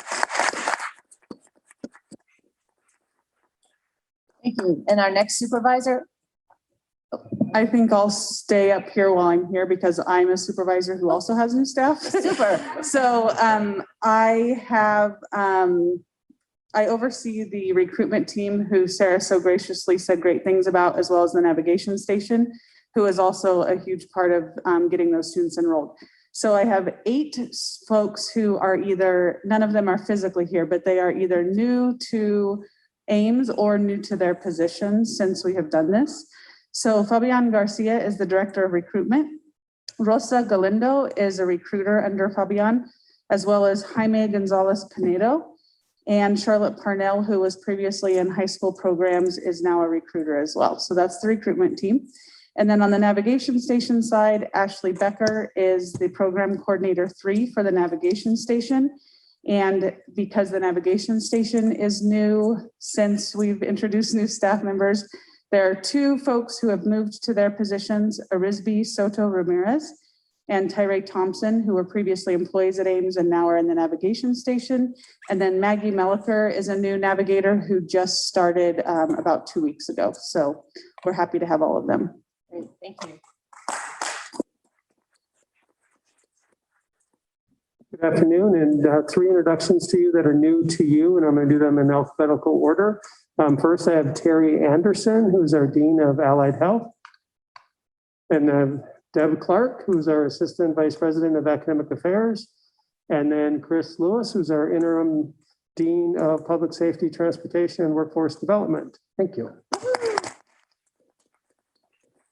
All right, and since I'm up here, I'll introduce, we have some new oldies over at the PERC. They've all been here for 5+ years, but all in new positions at the PERC. So I will start by introducing our new Director of Physical Education and Recreation, and that is Nicole Smiley.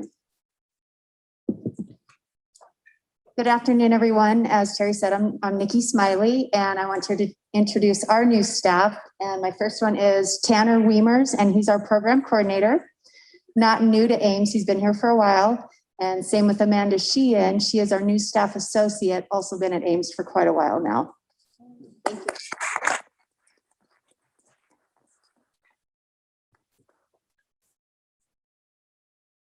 Good afternoon. I'm Jan Stapleton. I'm chair of the math department. And we have 3 new folks, 2 of who could not be here because of their schedules today. And those 2 are Dan Vanderveeren and Katie Brown. Both of them were teaching at this point in time. But we do have our brand new, this is Katie Ellis, who is our newest math instructor. And we are thrilled to have all of them on board as new faculty.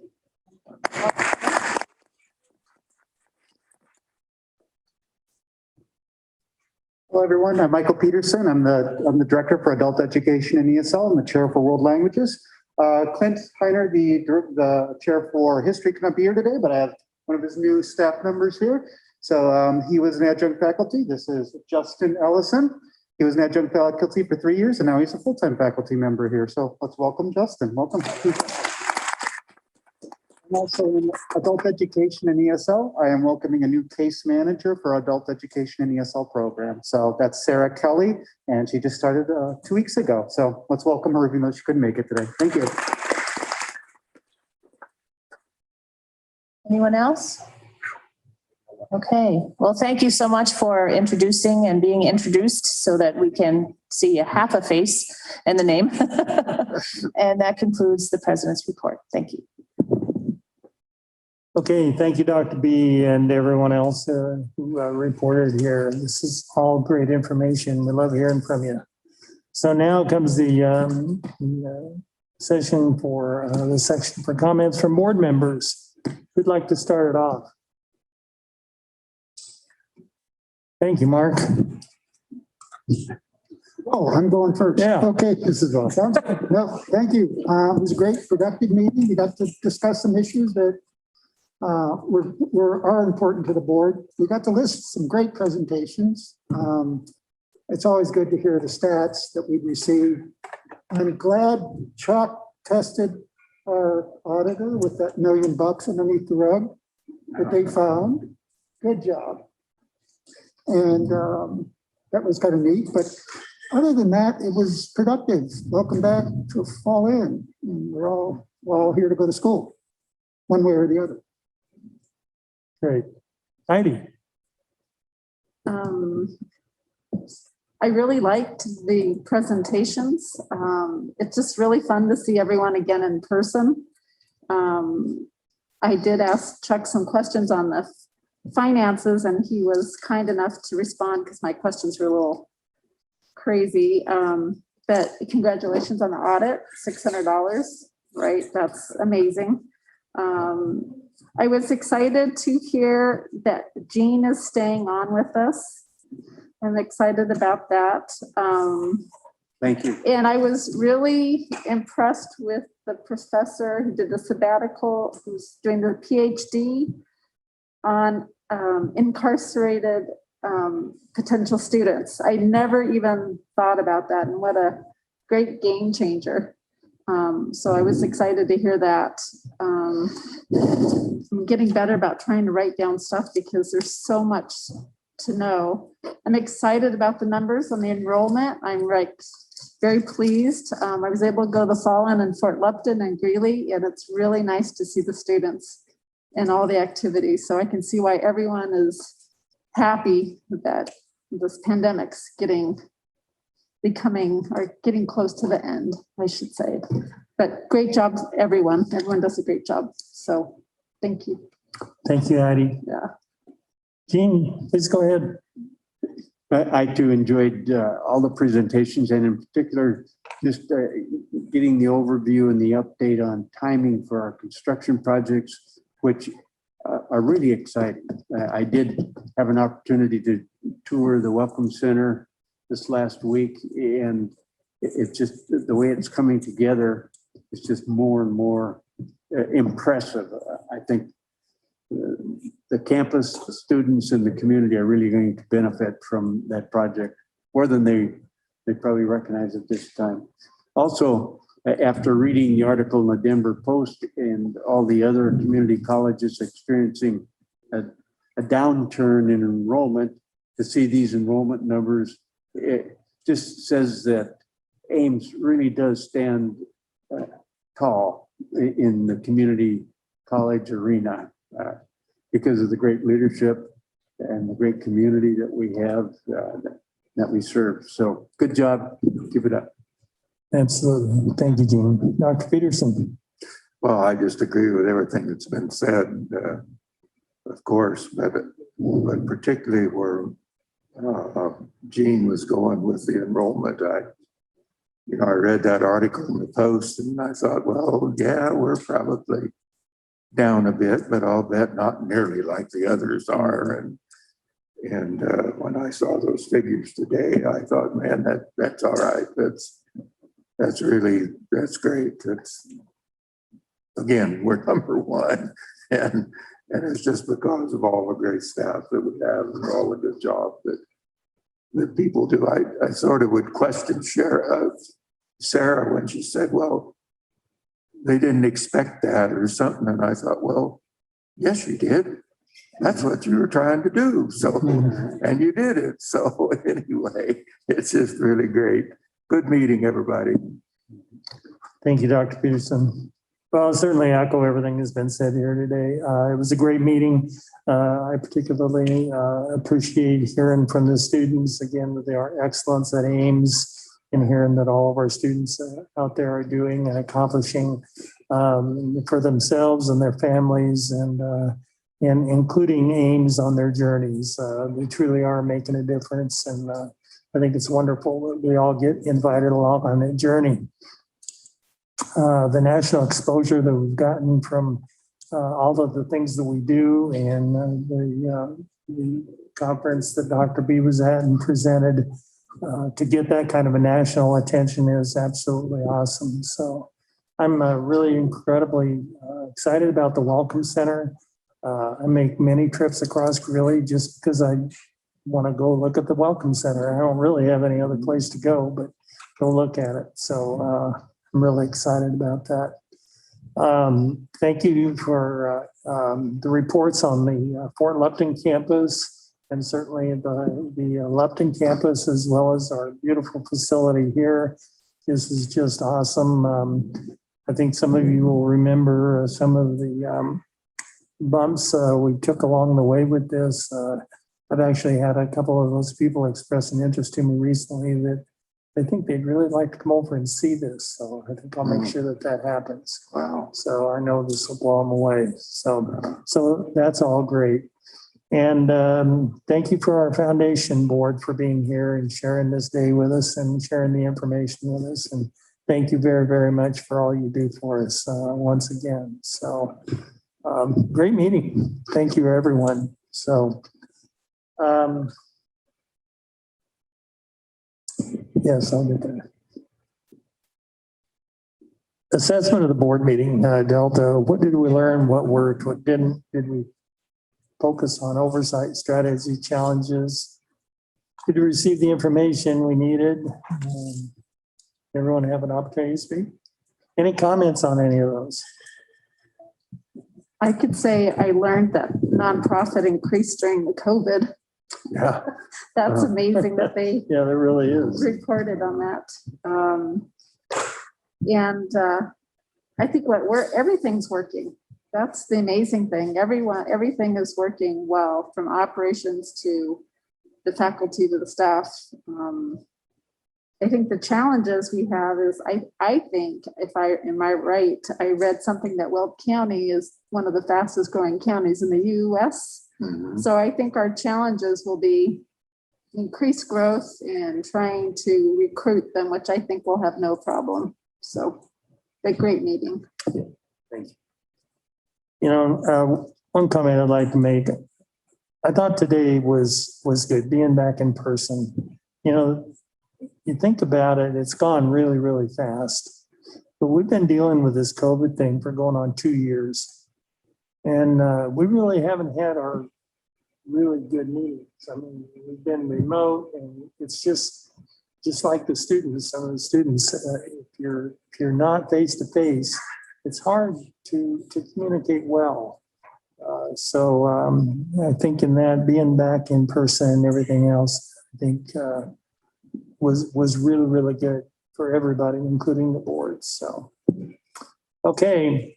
Well, I just want to make a comment here. I'm sure you'll all agree and give everybody an opportunity to speak here, but as you all know, Carrie's retiring, and we're gonna miss Carrie tremendously. I know Carrie to be a lady of absolute integrity. She's wonderful with people. She's wonderful with us. She's a great communicator. She has done a tremendous job in coordinating between the board and the president. And believe me, that's not an easy job. It can be difficult at times. So we're going to miss her.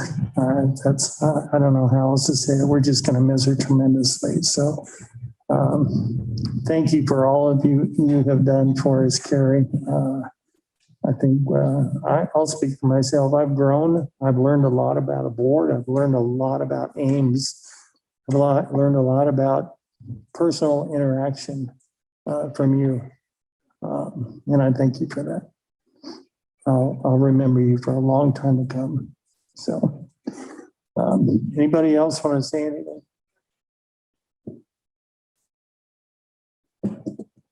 You can say ditto if you like. I will just add to your comments that Carrie is so professional and such great follow through in addition to her communication skills. It's been a wonderful working with Carrie and just going through the process now for re-election. So helpful. And yes, we've got a strong person coming in behind Carrie, but personally, I just want to say how much I'm going to miss you, Carrie. Anybody else? Carrie, your sincerity and your integrity has always been unquestioned. And I've been humbled a few times, and rightfully so. So it's been a pleasure and an honor to have you for our rep and how you've handled the board, because it is a challenge from time to time. It's a five-headed dragon with an extra tail. And that's always a challenge, but you've done it gracefully with unconditionality. You've never said no. And with good advice always. Thank you. Carrie, I'll go real quick, 'cause I'm sure Ray's going to say something. It's been a delight. I'm going to miss you. I haven't had the opportunity to get to know you as well as everyone else. So I'm the oddball because you're an asset. And but I know the next chapter is going to be good for everyone. So I appreciate everything you've done. Okay, I would just say, Mom, God, thank you. Thank you for all you've done. And quit that. That doesn't help me.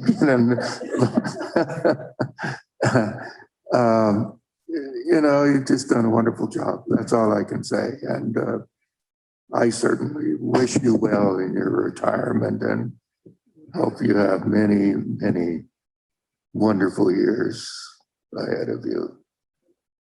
So enjoy.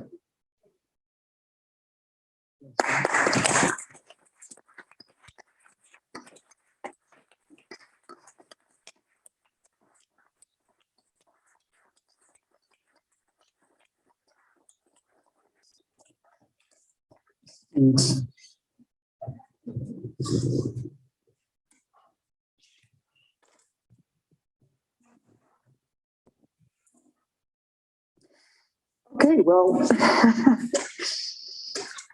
thank you all so much.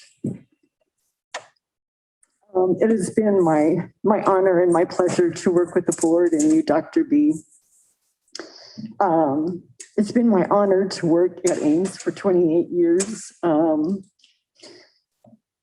Ames is an absolutely wonderful place to work, and it's always been nothing but good to me in all aspects. So Ames is an institution. We'll just keep on going on, and I'm so proud to work here. I would be totally amiss if I didn't thank those people who always had my back. Nathan, Matthew, Derek, James, you're over there hiding. Deb and Greg, who were our media people before Zoom. Darby, I don't think Darby's here anymore.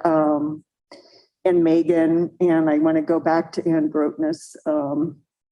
Those people were all my team, and I couldn't do this without you guys, honestly. You were always there. You always did whatever I asked, last minute stuff, and I can't thank you enough because I really appreciate you all. So thank you. Thank you, guys. That's all. I'll still be around for a few more weeks, so that's the good news. And then I wish you all nothing but the best. Thank you.